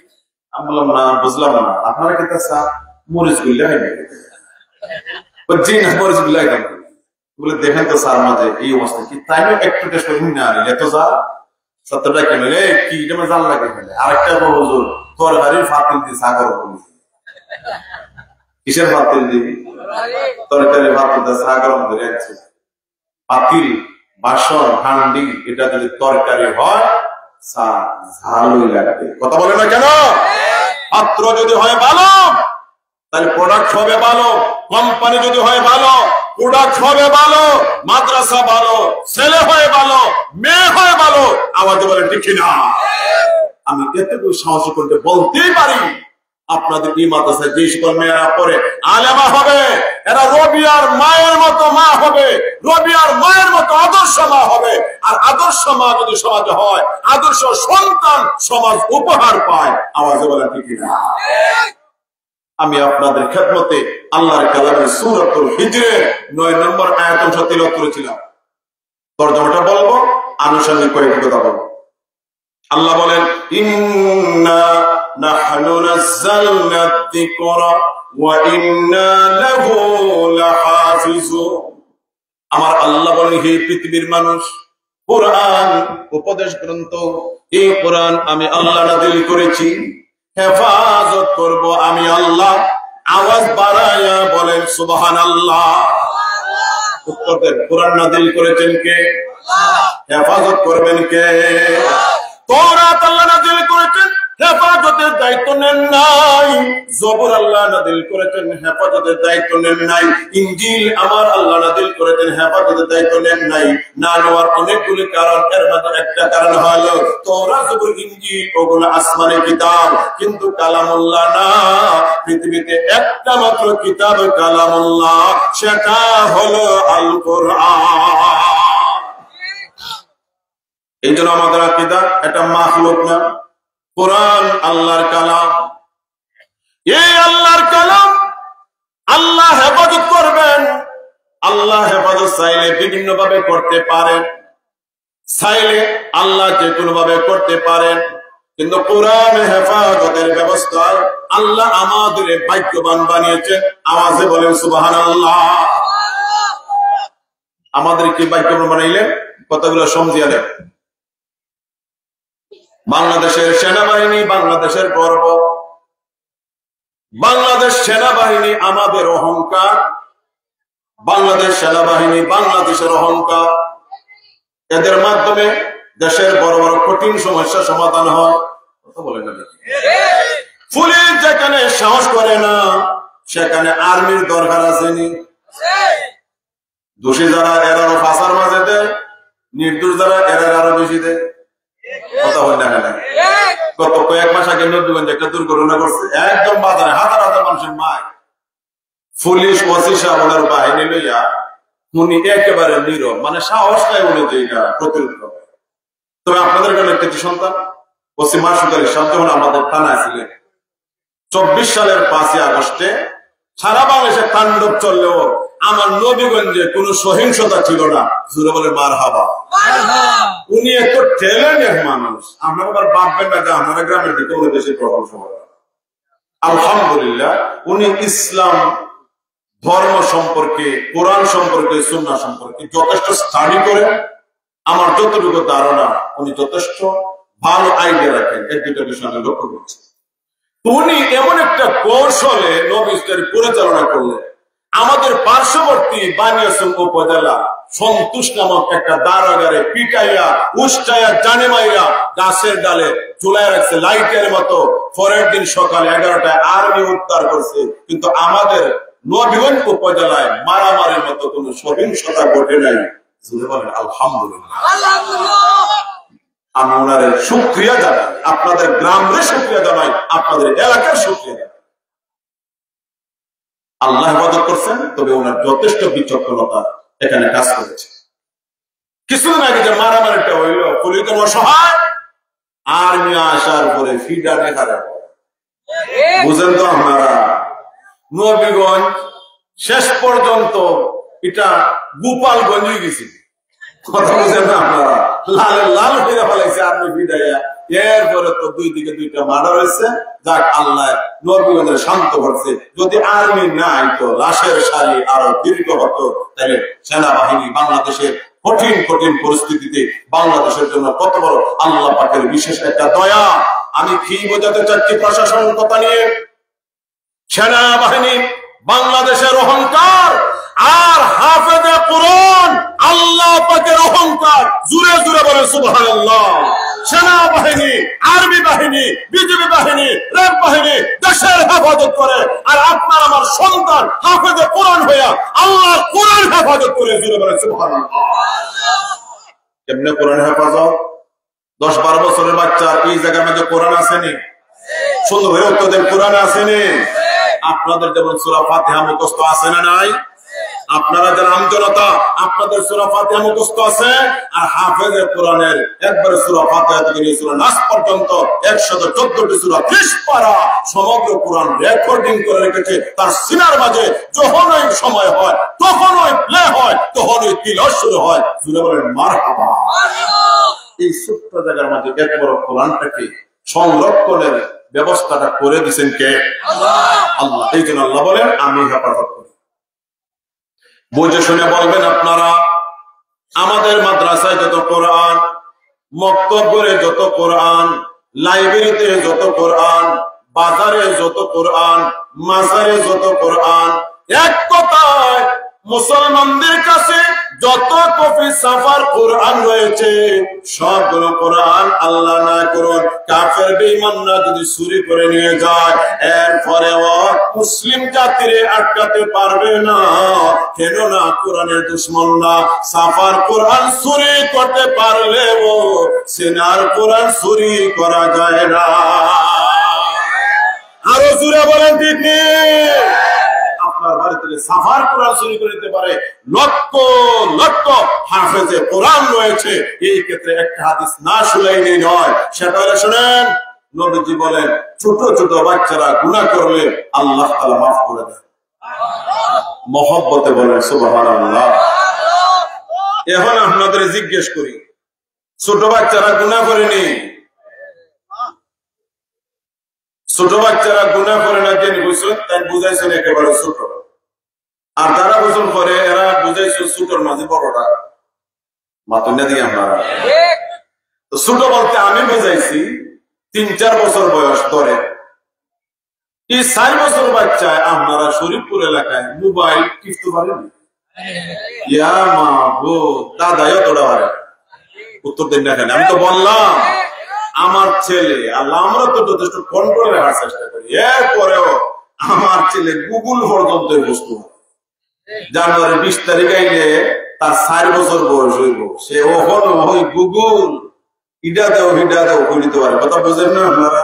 আমি দেখছি আমিও এতটা বুঝি না, 4 বছরের ছেলে মোবাইলে এতটা বুঝে। আরো অনেক সন্তানরা আছে আরো বেশি বুঝে। মোবাইলের ভিতরে বালা ছাড়া মন্দ আসেনি, মন্দর তো অভাবই নাই। এটা বানাইছি মন্দর লাগে, মাঝখানে এটা আমরা ভালো আছে আলহামদুলিল্লাহ। মোবাইলের ভিতরে অনেক কিতাবগুলো আমি লোড করে রাখছি, অফলাইন অনলাইনে। কোরআন, তাফসীর, ফিকহ, বিভিন্ন ফতোয়া জানবার, শুনবার, বুঝবার ব্যবস্থা আছে আলহামদুলিল্লাহ। ওই দিক থেকে মোবাইল আল্লাহ পাকের একটা নিয়ামত। কিন্তু এই মোবাইলটা যে কি পর্যন্ত ধ্বংসের কারণ সমাজের দিকে চাইলে বোঝা যায়। আপনাদের মাহফিল শেষ করে নবীগঞ্জে ফিরতে ফিরতে তো 12টার কাছাকাছি হবে। একটার সময় আমি দেখছি রাস্তাঘাটে ফুলাফানে এখনো মোবাইল টিপে। মোবাইলের দ্বারা ছোট বাচ্চারা নাচ শিখে, গান শিখে, নৃত্য শিখে, ডান্স শিখে। এগুলো গুনাহ অভ্যস্ত করলে ভবিষ্যতে বড় হওয়ার পরও গুনাহ ছাড়বে না। কিন্তু ছোটবেলা হওয়ার কারণে, না বালেগ হওয়ার কারণে নবীজি বলেন ছোট বাচ্চার গুনাহগুলো আমার আল্লাহ মাফ করে দেন। সুবহানাল্লাহ। গুনাহ মাফ কেন? যে গুনাহ রাখবার জায়গা নাই, আমলনামা রেডি হইছে না, এই জন্য গুনাহ রাখবার জায়গা নাই, বাচ্চা বুঝে না, আল্লাহ মাফ করে দেন। সাহাবায়ে কেরামের জিজ্ঞাসা, ইয়া রাসূলুল্লাহ, ইয়া হাবিবাল্লাহ, ওগো নবীজি, ছোট শিশুরা গুনাহ করলে মা, আমাদের জিজ্ঞাসা, এই সকল মাদ্রাসা, এই সকল মক্তবে ছোট ছোট ছেলে মেয়েরা ঘন্টার পর ঘন্টা আল্লাহর কালাম পবিত্র কোরআন তিলাওয়াত করে। নবীজি আপনি বলেছেন কোরআনের একটা অক্ষর তিলাওয়াত করা হলে মিনিমাম 10টা নেকি দেওয়া হয়। এরপর নবীজি আবার ব্যাখ্যায় বলেন আলিফ লাম মিম। আমি বলবো না আলিফ লাম মিম একটা হরফ, বাল আলিফুন হারফুন ওয়া লামুন হারফুন ওয়া মিমুন হারফুন।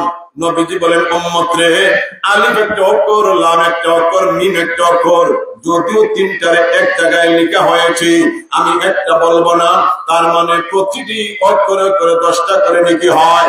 সাহাবায়ে কেরামের কথা, ইয়া রাসূলুল্লাহ, ইয়া হাবিবাল্লাহ, ওগো নবীজি, ছোট বাচ্চারা গুনাহ করলে গুনাহ যদি মাফ হয় গো, তাইলে ঘন্টার পর ঘন্টা মাদ্রাসায় পড়ার ছোট বাচ্চাদের তিলাওয়াতের নেকি, এই নেকি গুলো কি করা হবে?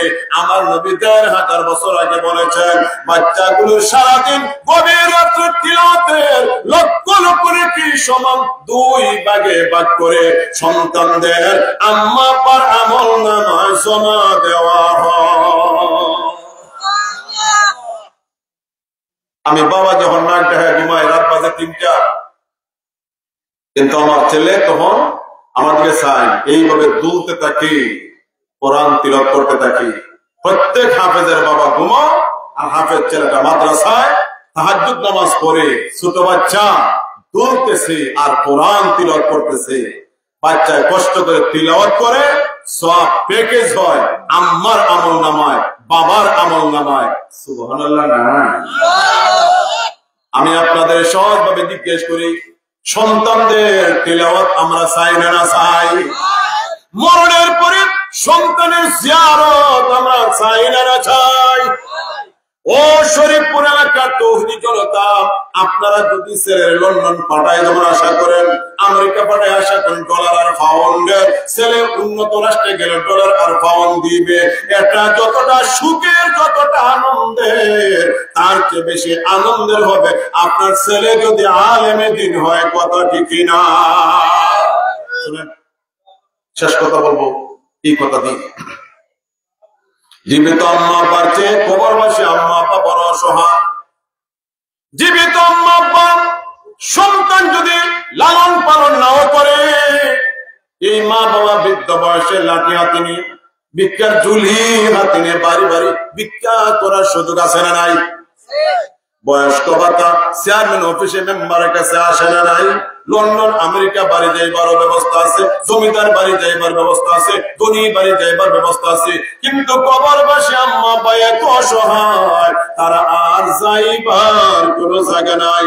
সন্তান যখন দোয়া করে, রব্বির হামহুমা কামা রাব্বায়ানি সগীরা, আমার নবী দয়াল নবী বিশ্ব নবী বলেছেন, সন্তান যদি আল্লাহর শিখানো দোয়া আল্লাহর দরবারে হাত তুলে বলে, আমার আল্লাহ ডিক্লেয়ার দেন, ফেরেশতারা রে, আমার শিখানো দোয়া দ্বারা সে দোয়া করেছে, তার চোখের পানি জমিনে পড়ার আগে আগে আমার আল্লাহ ওই সন্তানের মা বাবার কবরের আযাব বন্ধ করে দে। কিন্তু হাজার হাজার লক্ষ লক্ষ ছেলে একটা দিনও জিয়ারত করে না, কোন দোয়া নাই, সুযোগ পাইলে সোনা বন্ধুর গান গায়, এমন ছেলেও আছে নাকি? কাজে আপনাদের দায়িত্ব আপনাদের বাচ্চাদেরকে মাদ্রাসায় প্রাথমিক দিনী শিক্ষা দেওয়া, পারলে আলেম বাড়ানো, মুফতি সাহেবের বাবা হওয়া, মুফাসসিরে কোরআনের বাবা হওয়া, শাইখুল হাদিসের বাবা হওয়া, হাফেজের বাবা হওয়া। সম্ভব হইলে এই দিকে অগ্রসর হওয়া, সম্ভব না হলে প্রাইমারি দিনী শিক্ষা বাধ্যতামূলক দিতেই হবে। এটাই এই সকল মাদ্রাসার দাবি আপনাদের কাছে, ইসলামের দাবি। তলাবুল ইলমি ফারিদাতুন আলা কুল্লি মুসলিম, প্রত্যেকটা মুসলিম সন্তানকে বাধ্যতামূলক দিন শিখতেই হবে। কথা ঠিক আছে? এখন আপনাদের মাদ্রাসার অনেক প্রয়োজন। তো আলহামদুলিল্লাহ প্রথম বছরে দেখছিলাম জানালা নাই, দরজা নাই, এখন তো জানালা সব দেখতেছি। তো আপনাদের কাছে আবদার, এবারের অগ্রাণের ফসলটা উঠবেন না কেউ, শুনেন, অগ্রাণের ফসলটা আমি তো রাখতে আসছি দেখিনি, আমাদের এলাকায় আলহামদুলিল্লাহ ফসলের মান খুবই ভালো। আপনাদের এলাকায় অগ্রাণের ফসল যেটা কাটবেন কদিন পরে ফসল ভালো হয়েছে? আচ্ছা, ভালো দিছে কে? সুন্দর ভাবে ভালো দিছে কে? মাঝে মধ্যে ফুকায় ধরেনি, অতীতে ধরছেনি ফুকা, ফুকায় ধরে, খরায় ধরে, বড়ায় ধরে, কত সমস্যা ফসলে। কিন্তু এবার আল্লাহ এত রহম করলেন, ফসলের মান ভালো, ফুকাও নাই, আর গোনা গোনা বৃষ্টি দেওয়া যে সাহায্য করছে। এখন এই আল্লাহরে খুশি করার জন্য, আপনার মুর্তেগানদের মাগফিরাতের জন্য দুই ফালি দান, প্রথম ঘোষণা, আল্লাহর কোন মায়ের বান্দা আসেনি, তবে এই মুহূর্তে একজন উঠবেন না। মাশাআল্লাহ, আপনি আইও দিলেন। প্রধান শিক্ষক শামসুল হক সাহেব, ঠিক আছে, ছিলেন তো এক সময়। মাশাআল্লাহ, এক ফালি দান জুড়ে বলেন মারহাবা। আল্লাহ কবুল করো, জিন্দা মুর্দা মাফ করো, মনের আশা পূর্ণ করো, হায়াতে তুই বাদান করো, ফসলে বারাকা বাড়ায় দিও। একসাথে সকলে বলি আমিন। জি, আমি আসতেছি, আমার একটু মানে সহজে বলার সুযোগ দিন, একজনের দিলে ওনার জন্য দোয়া দেওয়া দরকার। আপনার রিল্যাক্সে লেখেন সাইদুর রহমান সাহেবকে, সাইদুর রহমান সাহেব, দোয়ে ফালি জুড়ে বলেন মারহাবা। আল্লাহ মুরব্বী মানুষ, সাদা দাঁড়িয়েওয়ালা, ও আল্লাহ তোমার মহব্বতে, তোমার রাসূলের মহব্বতে দুই ফালি দান। আল্লাহ কবুল করো, জিন্দা মুর্দা মাফ করো, মনের আশা পূর্ণ করো, হায়াতে তুই বাদান করো। আল্লাহ ফসলে বারাকা বাড়ায় দাও, জুড়ে বলেন আমিন। মুরব্বী সাহেব নামটা কি? জনাব মুরব্বী আলখাস আলী সাহেব, এই সাদা পাঞ্জাবি, সাদা টুপি, সাদা দাড়ি, জুড়ে বলেন মারহাবা। আল্লাহ কবুল করো, জিন্দা মরদা মাফ করো, মনের আশা পূর্ণ করো, হায়াতে তৈবা দান করো, আপদ বিপদ দিয়ে রক্ষা করো। একসাথে সকলে বলি আমিন। মাশাআল্লাহ, 3 জন হয়েছে না? 4 নম্বরে 2 ফালি। আচ্ছা, কাউসার ভাই, কাউসার ভাই নেন আপনি নাম মাসুম ভাই। মাসুম ভাই, এই 2 ফালের আনুমানিক মূল্য কত বাজারে বর্তমানে? মাশাআল্লাহ, তা তো অনেক টাকা। আমি তো বুঝি না কিছু। আমরা এলাকায় সেগুলো মন 2 ফালি আনুমানিক মূল্য 1000 এর উপরে আছে, 1200। তাহলে একজনে 1-2 ফালি দেওয়া মানে তো 1200 টাকা দেওয়া অনেক। মাশাআল্লাহ, 4 নম্বরে কে দিবেন 2 ফালি দান? আল্লাহর কোন মেহরবানি। মুফতি মুক্তিযোদ্ধা সাইমিয়া সাহেব 2 ফালি, জোরে বলেন মারহাবা। আল্লাহ কবুল করো, জিন্দা মতো মাফ করো, মনের আশা পূর্ণ করো, হায়াতে তৈবা দান করো, আপদ বিপদ রক্ষা করো। আল্লাহ ফসলে বারাকা বাড়ায়া দাও। একসাথে সকলে বলি আমিন। মাশাআল্লাহ, 4 জন হইছে। 5 নম্বরে 2 ফালি দান কে দিবেন? আপনি জনাবের নাম? সাবেক চেয়ারম্যান জনাব তুফাজ্জল সাহেব।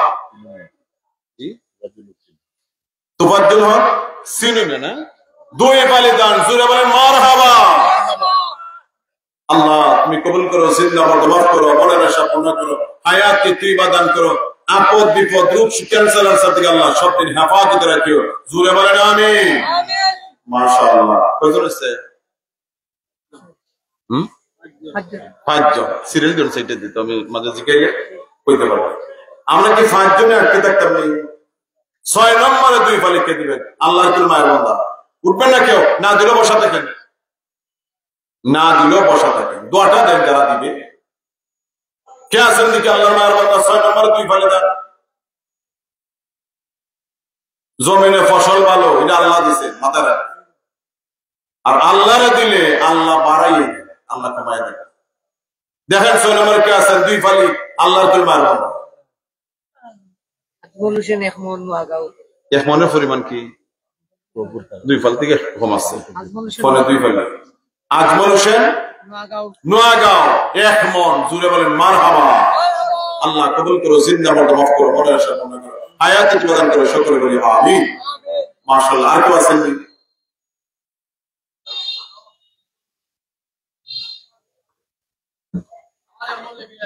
কি নাম? জনাব শাকির আহমদ বাগজোর। শাকির আহমদ। শাকির অর্থ যিনি শুকুর আদায় করেন, শুকরিয়া যিনি আদায় করেন তাকে বলে শাকির। আর যে শুকরিয়া আদায় করে তাকে বলে না শুকর। শাকির সাহেব যেমন না, শুকরিয়া আদায় করছেন, জোরে বলেন মারহাবা। আল্লাহ কবুল করো, জিন্দা মতো মাফ করো, মনের আশা পূর্ণ করো, হায়াতে তৈবা দান করো, ফসলে বারাকা বাড়ায় দাও, সকলে বলি আমিন। আর কে দিবেন? ঠিক আছে, মনে দেন, আপনাদের সুবিধা দেখা।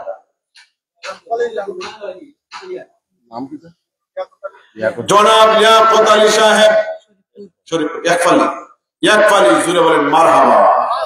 আল্লাহ কবুল করো, জিন্দা মতো মাফ করো, মনের আশা পূর্ণ করো, হায়াতে তৈবা দান করো, ফসলে বারাকা দান করো, জুড়ে বলেন আমিন। আর কে আছেন? আপনি নাম কি? রাশিদ আলী ভাই শরীফপুর 1 ফালি দান, জুড়ে বলেন মারহাবা। আল্লাহ কবুল করো, জিন্দা মতো মাফ করো, মনের আশা পূর্ণ করো, হায়াতে তৈবা দান করো, সকলে বলি আমিন। আর কে আছেন? কি নাম?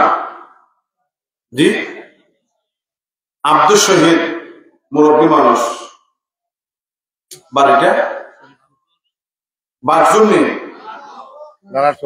লালার চক আশেপাশে নেই। আচ্ছা, 1 কিলোমিটার। মাশাআল্লাহ, এত দূর থেকে এসেছেন আপনি। কি দিবেন? 1 ফালি, সুন্দর করে মারহাবা। মুরব্বী মানুষ, এতটা দূর থেকে এসেছে। আল্লাহ তুমি কবুল করো, জিন্দা মরদা মাফ করো, মনের আশা পূর্ণ করো, হায়াতে তৈবা দান করো। আল্লাহ বাকি দিন সুস্থতার সাথে রেখে দিবেন, আমিন। মাশাআল্লাহ, আর কে দিবেন? মাশাআল্লাহ, জনাব হাসান মিয়া চৌধুরী সাহেব 1 ফালি দান, টাকাও 1000, জোরে বলেন মারহাবা। আল্লাহ কবুল করো, জিন্দা মরদা মাফ করো, মনের আশা পূর্ণ করো, হায়াতে দান করো, সকলে বলি আমিন। আল্লাহ মুরব্বী মানুষ কষ্ট করে আসছে, হায়াত যতদিন, সুস্থ রাখো ততদিন। আল্লাহ ক্যান্সার দিও না ওনার পরিবার, একজন আমি। আচ্ছা এখন শুনেন, আমার হাজি সাহেব 10,000 দিয়া শুরু হয়ে গেছে। এখন যার যেটা সুবিধা, এক ফালি দান, এক মন দান, 1,000 টাকা, যে যেটা পারবো বলেন তো দিকে। আর কে? আতিকুর রহমান দুবাই প্রবাসী, পুরো 2,000 টাকা। পূর্ববার আতিকুর রহমান দুবাই প্রবাসী 2,000 টাকা। জোরে বলে মারহাবা। আল্লাহ কবুল করো, জিন্দা মত মাফ করো, মনে আশা পূর্ণ করো, হায়াত প্রদান করো, শুকর করি আমিন। আর কে আছেন? যে আসতেছে ভাই, আসতেছে। আপনার নামটা কি মুরব্বী সাহেব? শামসু মিয়া, সোনু মিয়া, হরিপুর। সোনু মিয়া, হরিপুর, এক ফালি দান। আল্লাহ কবুল করো, জিন্দা মত মাফ করো, মনের আশা পূর্ণ করো, হায়াত প্রদান করো, শুকর করি আমিন। সুন্দরপুর সায়েদ আলী, এক ফালি দান। লেখেন 500 টাকা লিখে দাও।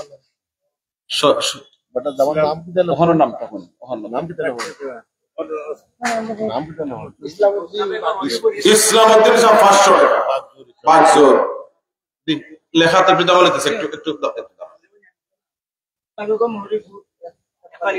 হুসনা বেগম হরিপুর, এক ফালি দান। আল্লাহ কবুল করো, জিন্দা মত আমিন। আপনার নামটা না, এর আগে কইছেন একটা নাম সুন্দরপুর না কিতা লিখেছে। ওই ভাই নামটা কিতা? মেম্বার মেম্বার সামনে আপনি মুবাশির আলী ভাই, হাত তুলেন দেখি কোনজন। হাত তুলা দাও। কি দিবে? দান এক পারি, জোরে বলেন মারহাবা। আল্লাহ কবুল করো, জিন্দা মত মাফ করো, মনের আশা পূর্ণ করো, হায়াত প্রদান করো। মোটিভেশন 500 টাকা। কইতা দেখি আপনি, মাশাআল্লাহ। আল্লাহ কবুল করো, জিন্দা মত মাফ করো, মনের আশা পূর্ণ করো আমিন। আর কে আছেন?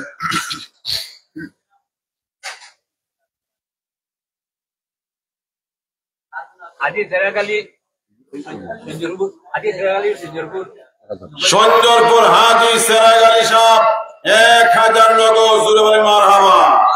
আল্লাহ কবুল করো, জিন্দা মত মাফ করো, মনের আশা পূর্ণ করো আমিন। ভাই নাম কিতা? জি মুহিত ভাই, আব্দুল মুহিত ভাই, নগদ 500 টাকা। আল্লাহ তোমার বান্দা অসুস্থ, তুমি পূর্ণ সেবা দান করো, জোরে বলেন আমিন। মাশাআল্লাহ। আর কে আছে? মইজ মিয়া, নগদ 200 টাকা। কই মইজ মিয়া? কোন বলছেন আপনি? মইজ মিয়া সাহেব আপনি নেই? মইজুল ইসলাম। মইজুল ইসলাম, মাশাআল্লাহ, সুন্দর না। 200 টাকা। আল্লাহ কবুল করো, জিন্দা মত মাফ করো, মনের আশা পূর্ণ করো আমিন। ভাই নাম কিতা? সুলাইমান আলী। ভাই সুলাইমান আলী, নগদ 1,000। জোরে বলেন মারহাবা। আল্লাহ কবুল করো, জিন্দা মত মাফ করো, মনের আশা পূর্ণ করো, হায়াত প্রদান করো আমিন। আর কে আছে? মহিলা 500 টাকা দিছেন। একজন মহিলা, স্কুলের মাস্টারের স্ত্রী। হাই স্কুলের মাস্টার সাহেবের স্ত্রী, তার 500 টাকা। আল্লাহ কবুল করো, জিন্দা মত মাফ করো, মনের আশা পূর্ণ করো, হায়াত প্রদান করো, শুকর করি আমিন। আর কেউ আছেননি? কি নাম? আব্দুল শহীদ। বাচ্চা হে কুলো নাতি, দাদা না না আপনি দাদা দাদা দাদা নাতি হানো ভইয়া, মাশাআল্লাহ। এক ফালি দান। জোরে বলো মারহাবা। মাশাআল্লাহ। আল্লাহ কবুল করো, জিন্দা মত মাফ করো, মনের আশা পূর্ণ করো, হায়াত প্রদান করো। আল্লাহ নাতির বিয়া দেখায় নেই। জোরে বলেন আমিন। দোয়াটা বলছে আমার জায়গা মতো। হ্যাঁ, মাওলানা আতাউর রহমান। মাওলানা আতাউর রহমান, নগদ 500। আল্লাহ কবুল করো, জিন্দা মত মাফ করো, মনের আশা পূর্ণ করো আমিন। যার কে আছে? কি নাম? মাহমুদ আলী, এক ফালি, বাড়ি মোহাম্মদ আলী আতুল রানে। কি নাম? মোহাম্মদ আলী। মোহাম্মদ আলী, বাড়ি সঞ্জরপুর বেরি। সঞ্জরপুর বেরি। আল্লাহ কবুল করো, জিন্দা মত মাফ করো, মনের আশা পূর্ণ করো, শুকর করি আমিন। আর কে? কি নাম? আসকর আলী। জনাব আসকর আলী, মুরব্বী মানুষ, 1,000। ইয়া আল্লাহ তুমি কবুল করো, জিন্দা মত মাফ করো, মনের আশা পূর্ণ করো, হায়াত প্রদান করো, আপদ বিপদ থেকে আল্লাহ রক্ষা করো, সব দিন সুস্থ রাখিও, জুড়ে বলে আমিন। মাশাআল্লাহ। আর কে? 500 নেই? নাম কি তার? আক্কেল আলী। আক্কেল আলী সাহেব 500 টাকা। আল্লাহ কবুল করো, জিন্দা মত মাফ করো, মনের আশা পূর্ণ করো, হায়াত প্রদান করো, শুকর বলে আমিন। মাশাআল্লাহ।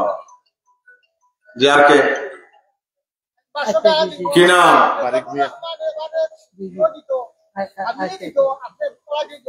আপনার ছেলে নেই, ছেলের করে নাতি হাফিজুই বা ফুরি করে নাতি। আচ্ছা আচ্ছা, আপনি কিতা দিবা? আচ্ছা মা কিতা দিবা? 500 টাকা। না না ভাই যারা নাতি বাড়ি করতে 500 টাকা নাতির আল্লাহ হাফেজ বানাই দাও। জোরে হোক আমিন। মাশাআল্লাহ।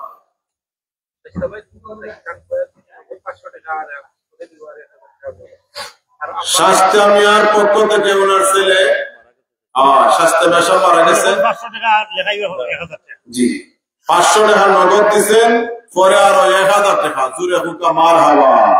আল্লাহ কবুল করো, জিন্দা মতো মক্ত মনে আশা পূর্ণ করো। জনাব মরহুম শাস্তিনার কবর জান্নাতের বাগান বানায় দাও করে বলেন আমিন। মাশাআল্লাহ। জি আর কে আছেন? ছোট ভাই কি দিবে তুমি? আব্দুল রূপ নাম গো ছোট ভাই সোহেল 500। জোরে ভাই মার হাওয়া। আল্লাহ কবুল করো, জিন্দা মতো মক্ত মনে আশা পূর্ণ করো আমিন। আব্দুর রব বাগজোর 1000 টাকা। একসাথে সকলে সুন্দর হয়ে রাখো মারহাবা। আল্লাহ কবুল করো, জিন্দা মত মাফ করো, মনের আশা পূর্ণ করো, হায়াতে তুই প্রদান করে সকলে বলি আমিন। আর শুননি কেউ? কি নাম? আরমিন আলী বাগজুর 1000 টাকা। আব্দুল হান্নান সাহেব এক ফালিদান। আল্লাহ কবুল করো, জিন্দা মত মাফ করো, মনের আশা পূর্ণ করো আমিন। বাগজুরের কে? আরমিন আলী বাগজুর 1000 টাকা। আরমিন আলী বাগজুর 1000। সুন্দর করে মারহাবা। আল্লাহ আরমিন আলী কই তানে দেখা লাগবে কোন বুঝছেন তাই? আরমিন আলী কোন নাম? আরমিন খাড়াও আরমিন আতুলে দাও। আমরা খারাই পুরা দেখা লাগবে আমারে। কষ্ট করুন। কত দিবা? 1000 কত? না না তাই কত? 1000। জোরে বলো মারহাবা। সহজ সরল মানুষ দেখতেছি। আল্লাহ আপনি কবুল করো, জিন্দা মতো মাফ করো, মনের আশা পূর্ণ করো, হায়াতে প্রদান করো, আফত বিপদ থেকে আল্লাহ রক্ষা করে। জোরে বলেন আমিন। মাশাআল্লাহ। আর কে? যারা বাকি রয়েছেন তারা একটু খেয়াল করো। যতটা পারেন লেখায় 1000 পরে 500 লেখায় দোয়ার মাহফিল দোয়া হবে সবার জন্য। এক পারে লেখায় আসুন আর কেউ আল্লাহর করে মার বান্দা সবাই লেখা শেষ নেই। সুবহানাল্লাহি ওয়া বিহামদিহি সুবহানাল্লাহিল আযীম সুবহানাল্লাহি ওয়া বিহামদিহি আস্তাগফিরুল্লাহ।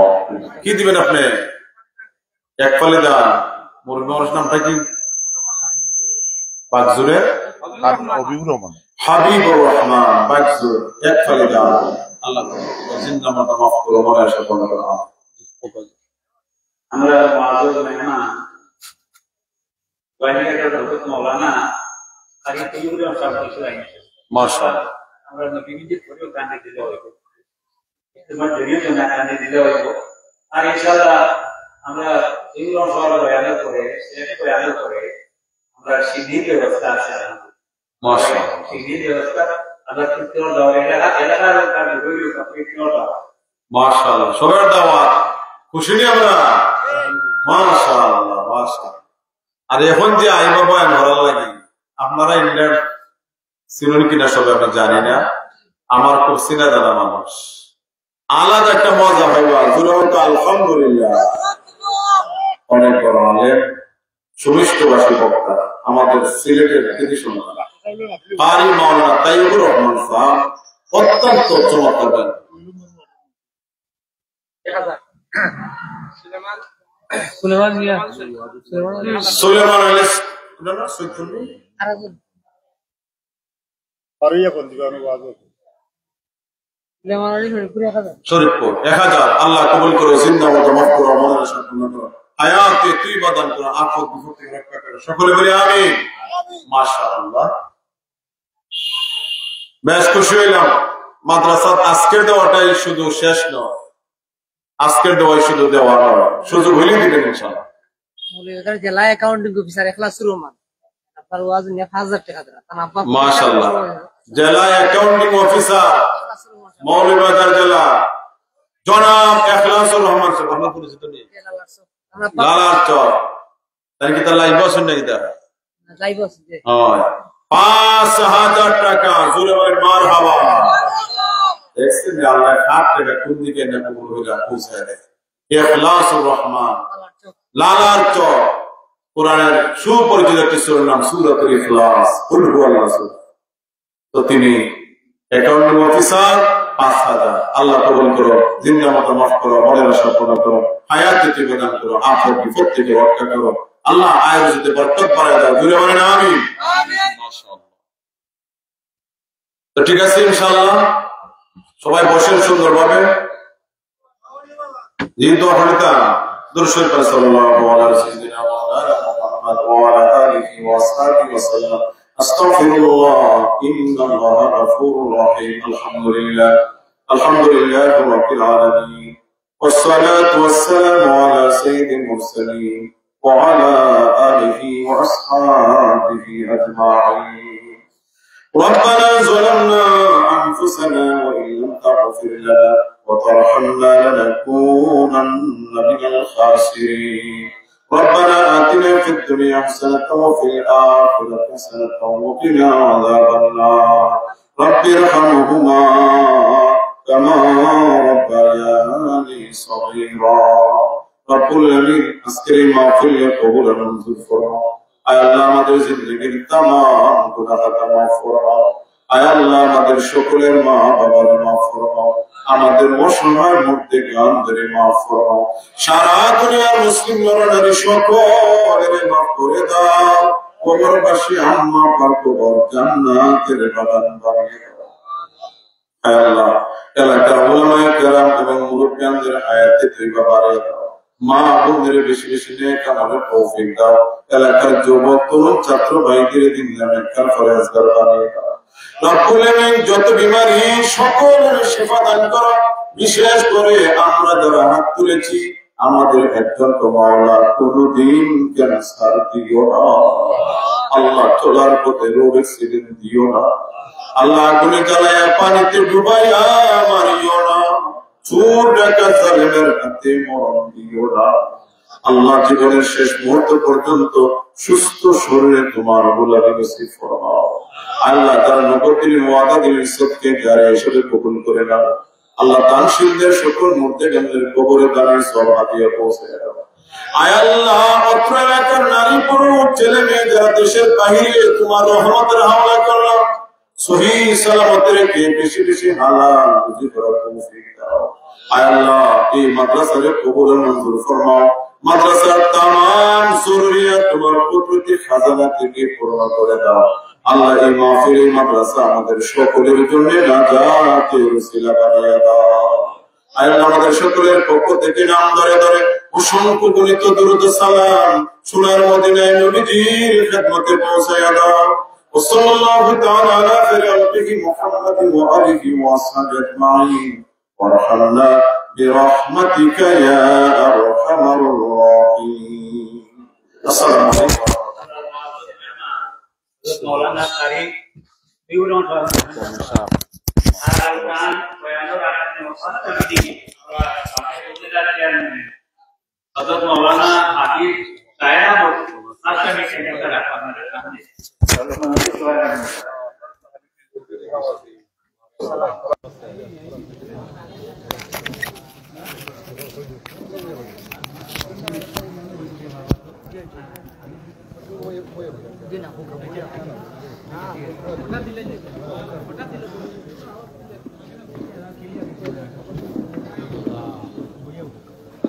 السلام عليكم ورحمة الله.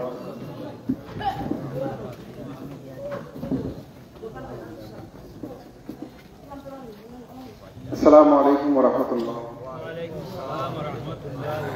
نحمده ونصلي على رسوله الكريم. أما بعد أعوذ بالله من الشيطان الرجيم.